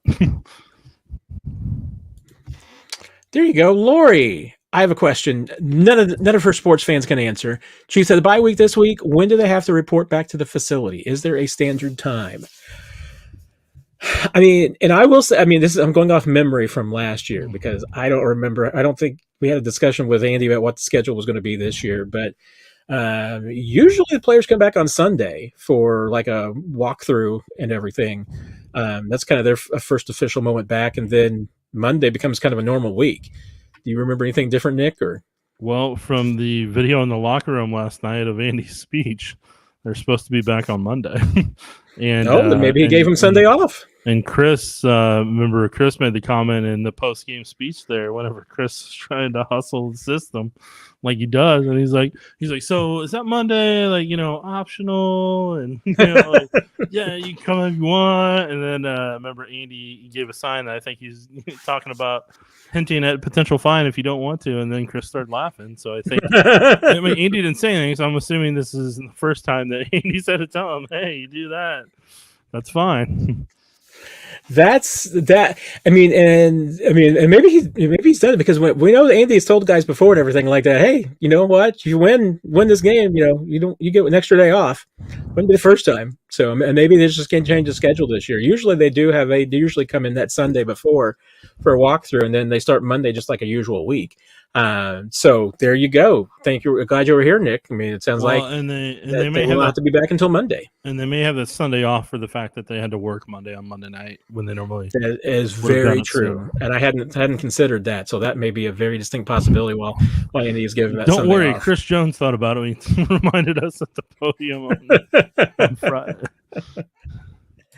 Very, very kind from Infopocalypse with the super chat, thanking us for sticking it around, answering questions so long. Hey, he says keep up the good work. I don't know how good it is, but it doesn't feel like work to me, Nick. It's just answering your questions. I mean, it's fun for me, and Nick's here on his day off, so I'm pretty sure it's fun for him, or he wouldn't be here. I don't know. We'll see what the comment section thinks. I mean. I know some of you think that Nick is grumpy, but remember, he is here on his day off. This is fun for him. They don't realize that sometimes I haven't had food before this. It's 2 hours later before I get to eat my dinner. But you had a sport coffee. Technically, I had most of that sport coffee at 8 a.m. or 8:30 a.m. this morning before I had to do that. So it's mostly worn off. Yeah, because remember, I had to attend that mandatory Zoom. But we won't talk about that. Moving on.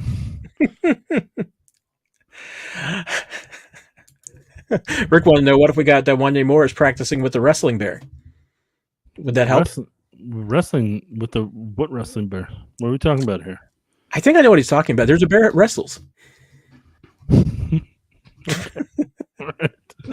Did not know that. You learn something new every Tuesday on the Q&A. Do you think Mahomes is just missing Worthy being open, or is just not part of the read progression yet? I mean, we kind of talked about this a little bit earlier, Nick. We didn't kind of. We talked exactly about this. Okay, that's more direct. So, yes. That's who I am. Earlier, that's John. Who I am, especially 2 hours into this thing. And, I mean, let's put it this way, John, it's a complicated answer. But you know what? I'm going to put chapters on this episode, which I always promise to do. But gosh darn it, it's a bye week. So I'm going to spend my time doing things like that this week. And you can go back and listen to that conversation and when we really go in depth to it. Is Nagy calling plays? Andy's health okay? I've not seen any evidence to have a question like that. Process is pretty normal from what I've seen. I haven't seen any changes in the process. So, no. Nick's as equally confused as I am. So, well, I mean, when Andy last night is on there and he's covered his mouth at the play sheet while he's talking, I don't think he's letting people know what they're going to do after the game to celebrate. And yeah, I'm going to leave it at that. Can Cam Thomas play the Carlos Dunlap role or pick up some slack for Mike Dana? Carlos Dunlap was 6'8" and had an insane wingspan, and I don't know if Cam Thomas is the same size as Dunlap. That tall? Dude, he was like 6. He was tall. I'm going to grant you that. He was taller than I was. Remember him in the locker room? I remember he was tall. I just don't remember him being like Connor Passanio tall. I'm pretty sure. Oh, look, man, but he felt tall when I'd see him. I know that. Yeah, he was 6'6", 285. I love this question, Luttrell. Hey, what topic does Nick? I did. He is 6'8". I don't remember. Gosh, no, he was 6'6", 285. I got the okay, 6'6". Okay, the 6'6". I understand. What topic does Nick want to talk about that does not include Bears or wide receivers? No, thank you. I want to talk about the topic where I eat the food I got 2 hours ago that's cold now. That's my favorite topic right now. Okay. I may have skipped a few. I apologize, everybody, but we're lightning rounding it, and we got 2 more questions left. So after that, we're going to go let Nick eat. Alicia Marie, do you think the Bengals season is cooked? All right, so here's where the Bengals are at. And I'm not kidding you on this. And I'll even go an extra mile and I'll do a full breakdown. And this won't have to be a lightning round because somebody found a passion project of mine right now. So good job, Alicia. Thank you. So the Bengals are like the 2018 Chiefs. They have no defense anymore this year. It's not there. And so they have to score. They have to score at will like the Chiefs did in 2018 with Mahomes to be able to keep pace and to be able to keep up. That's where they're going to be at for a little bit. I don't know if it's going to stay that way or not, but I do think another problem in that area, how many people they didn't pay. And I talked about this, and Bengals fans kept coming at me on X over the. I was like, dude, I kept saying like that owner's cheap. He ain't paying them. He's not paying them, and he didn't pay T. Higgins. Trey Hendrickson wants a new contract. Didn't pay that. Jamar Chase, they haven't paid yet. And so then the question becomes for those players that were here that were there the entire time versus the offensive tackles that they invested in that weren't there from the ground up to it. Why are they getting paid and we're not? So I think that is I'm not kidding when I say this. I mean, it's going to get to a point where I think some of those guys, they're not going to be motivated to give everything they got if that's the kind of treatment they're going to get from ownership. If ownership's not willing to invest in their premier players, then what do you think is going to happen to Timmy Timerson that's trying real hard, as the third string linebacker? So I think it's a trickle down effect to where, they'll go as their leaders go. And right now it's not going well. So, I mean, they have a good offense. They can score points at will, but I think they're a lot like the 2018 Chiefs in that front. Like I said with the Bills earlier, I don't think the Bills can run the ball. I don't think their passing game. I don't think they have that figured out in any way, shape, or form. And I'm going to be nervous for Josh Allen this week because that hit he took off the turf did not look good. Bills don't have a good run defense. Teams can run all over them. We'll see if they can get that fixed anytime soon or not. And I mean that back end, man. I mean they're pretty light. So if you get to that second level, Kareem Hunt or whoever is going to be running over some people. They're going to be bulldozing over some individuals. Houston Texans. Once Nico Collins hurt his hamstring, they didn't. They struggled, and they didn't look the same as an offense. And on top of that, what's up? Oh, there you go. Matt, do you want to say something real quick? And I'll keep flowing. I'm going to let you finish. No, you can say it there, and then I'll keep flowing. Brenda, thank you for the super chat. Very kind of you. We love to. Don't have to thank it. Well, we appreciate the thanks. We do. It is nice of you to thank us, but like I said, it's a labor of love. Thank you for being a Q&A member. Thank you, Brenda. But to finish the Texans thing, so when you see a team come out to a hot start, that is from what they game plan from the week. Now, what happens at halftime? What happens in the fourth quarter? What happens after, the first 3 or 4 drives? That's when teams have to adjust. That's when teams have to have new answers or take what they've been doing and adjust it in a different way. still be able to be effective. And the good teams can do that. The good teams can adjust on the fly like that after a handful of series, and they can solve that problem or that equation. The teams that can only be strong during the week and do what they practice throughout the week, those are the ones that have those strong beginnings and then and just hope that they can run out the clock before the game's over and that they're ahead. So yeah, that, and then you look at the Baltimore Ravens. They've got a solid run game, got a good offense for the most part. There's still parts of Lamar's game that if you force him in a certain way, you can kind of take the wind out of his sail. But their secondary is bad. Their secondary is really bad, man. They get passed all over. So, and their defense is really still struggling after the losses of those coaches, like we talked about before the season began. So, what I'm getting at here is there's a lot of teams that are trying to figure out what they want to major in this year, what their identity is, and what they want to minor in, and they're still figuring that out week 6 right now.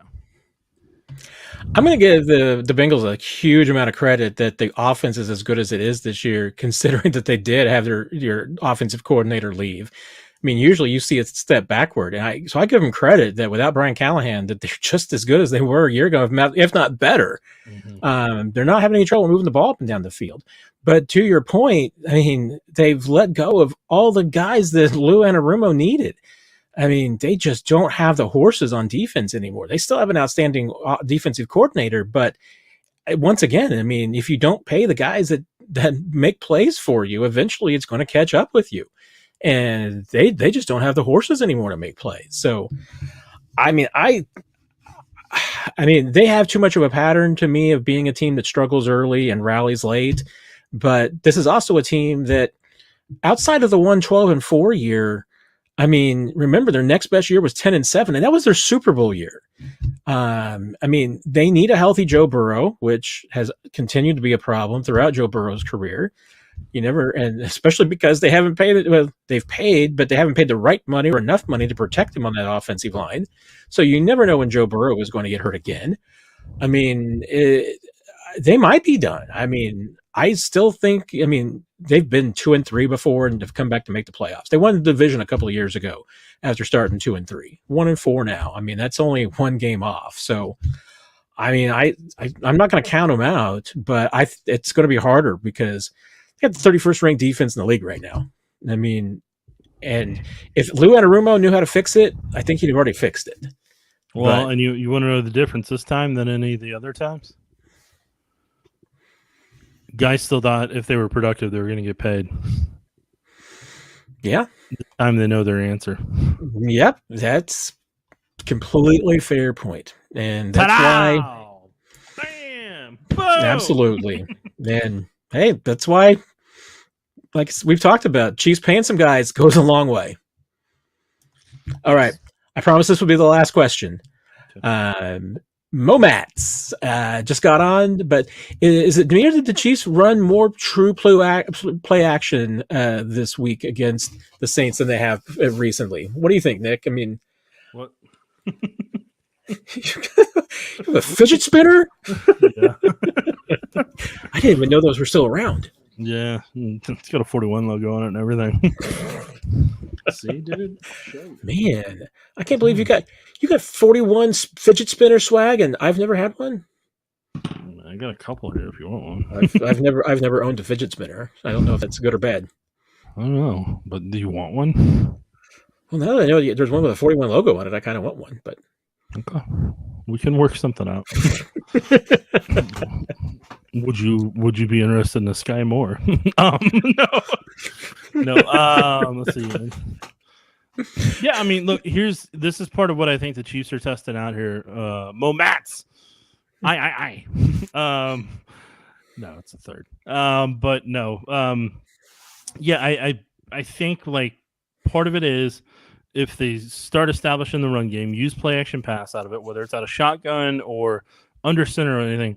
I think they're at a point right now where I think they can kind of force some teams to change things up a little bit. So I'm curious to see during the bye week what they do if that play action pass number goes up and what their run versus pass ratio is, because I tweeted out this morning what they were in this pass game, and I'll tweet out here in a minute what they were for the entire season so far. But yeah, no, I mean they bumped up a little bit, and looked, it was effective, and they found a new piece of their puzzle that they're trying to build for the 2024 season.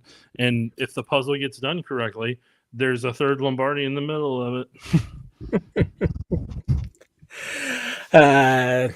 There you go. I talked a little bit about this early on. I mean, more specifically, it was just about, why maybe the Chiefs don't use more play action at the goal line. And, I mean, one quick question for you, Nick. I mean, because my feeling on it is that at the goal line, I mean, maybe I'm old school, Nick. I mean, I just feel like at the goal line, if you're going to run play action, you got to be under center, and Chiefs just don't go under center a lot. I think you can do it both ways. I think it's more effective under center, because if you remember the last time when they went goal line, didn't have any receivers out there a couple weeks ago, and won you Morris's touchdown, and ran that, I believe, against the Bengals. Travis Kelce was wide open. Like Mahomes just had to toss it to him, and it would have been a touchdown. Instead, Wanya Morris got the touchdown. So, but the Bengals sold out on that one. And so, I mean, yeah, I think under center, I think that can be more effective. Now, the question you have to remind yourself sometimes, though, is if you go under center against a good pass rusher, against a Myles Garrett of the world, a Max Crosby of the world, do you take away Mahomes' ability to be able to keep tabs on that and be able to step up if he needs to?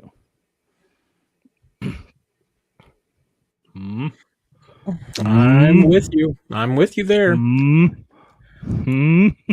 All right, I'm gonna cheat, Nick, because I said that was the last one, but this is a yes or no question, and Des super chatted for it, so he earned it. He earned it. Des has always been kind on here, so that's not a bad thing. Des is the best. Mahomes needs 341 to hit 30,000. Think it happens against San Francisco? Here's why I'd be hesitant on that. Doesn't mean I don't think it's going to happen. Doesn't mean I'm not rooting for it. I'm just curious to see how that matchup with Nick Bosa goes from the left side of the offensive line. I mean, don't get me wrong. I hope it does. And I think there's certain ways the Chiefs are going to be able to attack that 49ers defense, but also Nick Bosa, Yeah, when I think about it, I'm like, okay, I know Mahomes players, hey, they talk about not knowing their numbers. I'm fairly confident Mahomes knows exactly how many yards he needs to get to 30,000 in his career. And usually when Mahomes has a landmark like that in front of him, a milestone in front of him like that, he gets it.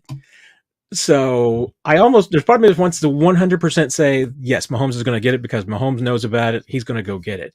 And then you said Nick Bosa, and it made me think there's 100% chance that he's not getting it. So that balances out to me at being 50-50, Nick. Look, I'm getting a T-shirt. I got a T-shirt that's coming in the mail this week that I'll be wearing soon. But you just applied it in this situation right here. And I'll say it right now, Matt. Look, Matt. Look, Matt. I'm not your therapist. Solve your own problems.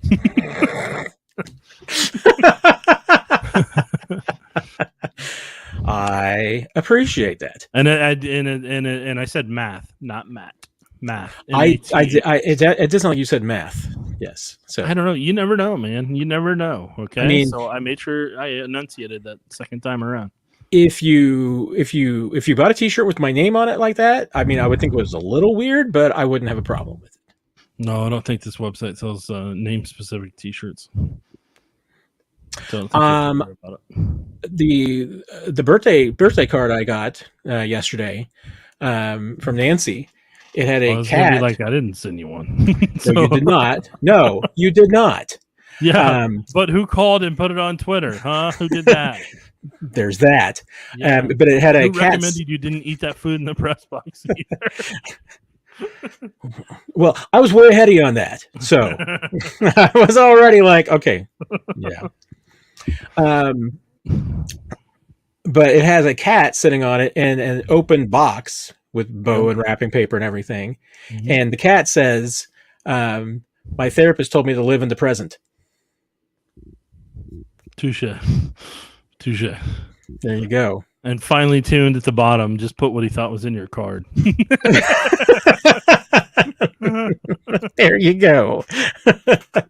Finely tuned also made a great point that, there was 197 people watching live, so only 130 likes. So there were 67 people that had some work to do. So wow. You have a homework assignment. Hey, if you haven't listened to 41 is the Mic, you should. Okay, it was that's the other homework assignment. I was not falling asleep at all, and at the end, I did not think you were falling asleep until you told me that you were falling asleep afterwards. Yeah. I literally did fall asleep on the podcast one time, so it's all right. It happens. We're 1-to-1 now, so well, but the people don't realize we're taping these like after a long day. And mine was worse because I fell asleep in one we were recording at like 11 o'clock in the morning. But in my defense, I think I'd had like 3 hours of sleep. So yeah, no, I was getting ready to say that. Like you had a different experience that time. I just didn't have a sport coffee, selfishly, because I wanted to get to bed at a decent time so that I could wake up at 8:30 in the morning for the mandatory thing I had to be on. Exactly. All right. Well, I think we've caused enough damage here, Nick, and you have generously donated enough of your time for one night. So I tried my best, Matt, but I know some people out there will still say Nick looks like he doesn't want to be there. And I'll just tell you, that's just my face. So that's just your face. Well, I can't say it any better. It's called a resting Nick face. Okay. Okay, now I'm gonna get. Now I feel like I need to get you a T-shirt that says that. No, let's not get customized T-shirts. Let's not do that. Let's also not get tandem bicycles. Okay. Well, there's no chance of that. So on both of them. No. Hey, all of you, thank you very much. Incredible conversation tonight. Really enjoyed the questions. You are all the best. Thank you for putting up with all of our nonsense, bad jokes, good jokes, whatever they may be, all of it. Okay. You are all too kind. In honesty, where I just say what I mean in my head and my heart. And I appreciate Nick for being here voluntarily without this isn't even like part of a core program or any sort. I mean, Nick just does this voluntarily out of the goodness of his heart. Make it sound like I was in high school when I did the A+ program and I needed a certain amount of hours. Yeah, be able to get my college paid for the first 2 years. Yeah, this isn't like some sort of community service at 41, that you gotta, give to the community once a week or anything. I mean, I think this is it. I don't know. I'm gonna find out. Yeah, it was. Okay. No. Okay. I wasn't sure. Gonna give us let us roll out on the promo. As always, Matt, we need more people to watch us. So we tell you every time, 41 is the Mic. Share it with people. Share it on Facebook, LinkedIn if you want to. Let professionals know about other professionals. You're like, hey, here's some professional guy saying words that form sentences. Might like them, might not. I don't know. So yeah. Hey, dude, I forgot to tell you. I met one of the people that listens to our show at Lamar's Donuts in Liberty. Big fan of the show. I told him thank you very much. Excellent. Yeah. He was also named Nick too. So, I didn't tell him there could only be one. So, that would have been awkward. He's enjoying his day. It's early morning donuts, on a Saturday. He's with his kids getting donuts. And then I asked him later on the social media, because that's what it's called for me. All of them are blended together into one thing. And, I asked him what donuts he got. And he picked a quality selection of donuts. So tip of the cap, sir, to you. There you go. I appreciate. At one point on the 41 is the Mic profile, maybe it'll be this week. At some point, Nick, you will be a donut enthusiast. That's fine. That's fine because I really enjoyed. I don't know how you're going to top the Derrick Carr enthusiast. I don't know how you're going to do it, but I wish you the best in your future endeavor of attempting so. Thank you. I was pretty proud of that one. So, look, finely tuned, you don't need a T-shirt about Timmy Timerson. Timmy Timerson's on Twitter, okay? He has Sunday Sound Off questions. I don't know if you know that. If you search, like, now that I've said this, I'm gonna like, if you search Timmy Timerson 15, you may find him on X or Twitter, whatever it's called. He is not Brett Veach's burner account though, but he could be. But he's a big fan of Sunday Sound Off. Huge fan. Yeah, and people need to be wishing Matt a happy late birthday. Aw, thanks, Luttrell. Thank you. Come on, people.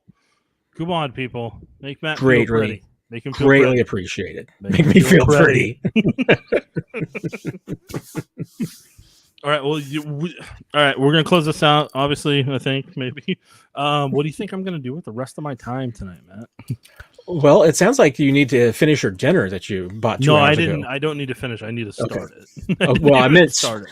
I guess I meant start and finish. I chose the people over, food, and that's why we salute you. So I assume you've been to the grocery store. Yeah, no, I did that earlier in the day. Okay, and so it's too late to buy Powerball tickets, so you've already done that. Already did that. Nailed it. See, I don't know what else you've You've only got a handful of things left for me now at this point. I'm a very predictable man. Start watching Coach's film? Already did that, but I'm going to do more of it. That's actually what I'm going to do. I'm debating about watching Deadpool and Wolverine, but I'm concerned I'll fall asleep. So we'll see. Well, we don't want you to fall asleep. Well, we do want you to fall asleep. I just don't want you to fall asleep before you want to. Like it's Nightmare on Elm Street. but you say that like you think the Deadpool and Wolverine might burn you. See, Justin Meade's trying to enter the chat and say he's the Brett Veach burner account. Well, I said you were a burner account. I didn't necessarily say the Brett Veach burner account. That's a very fair point. Yeah. Okay, Justin, you're giving yourself. I don't know now. Because I don't know your Twitter handle. I don't know your Twitter handle to be able to know if you follow the clues that Matt gave away earlier today that he shouldn't have about. Well, here's going to be my one of my life lessons. Okay. Don't watch a movie for the first time that you want to enjoy or believe you're going to enjoy if you think you might fall asleep. Mm-hmm. Because I did that with Toy Story 2. Okay. Saw it for the first time when I was extremely tired because I should have gone home after work because I had worked like 80 hours that week. My friends convinced me to go watch Toy Story 2 with a group of my friends. We went to go watch it. I fell asleep. And as a result, to this day, I still fall asleep every time I watch Toy Story 2. It's just like one of those Pavlovian things. It's just like I've been conditioned to fall asleep during this movie. As long as you notify Nancy if she wants you to fall asleep. Toy Story I mean, 2. I really should. There's probably times I really should start using that as. Yeah, we found the new thing to help you out. There you go. Look at that, Matt. We're out here solving the world's problems. There you go. One Q&A at a time. All right, everybody. Have a great week. We will see you on Sunday at our destined time, our preordained time. Well, I mean, I assume we're probably recording it Sunday morning, but I guess we haven't really discussed that thoroughly. But maybe, which just gives you all a few more extra hours to enjoy. 41 is the mic. So nailed it. There you go. All right, everybody. Have a great week. Take care. Appreciate everything for tonight. Great conversation. As always, you are all the best. Take care, my friends. It's all things Chiefs. Right here. 41 is the mic. A Chiefs podcast on your home of the Chiefs. Listen now wherever you get your podcasts. Also available to watch on KSHP 41's YouTube page.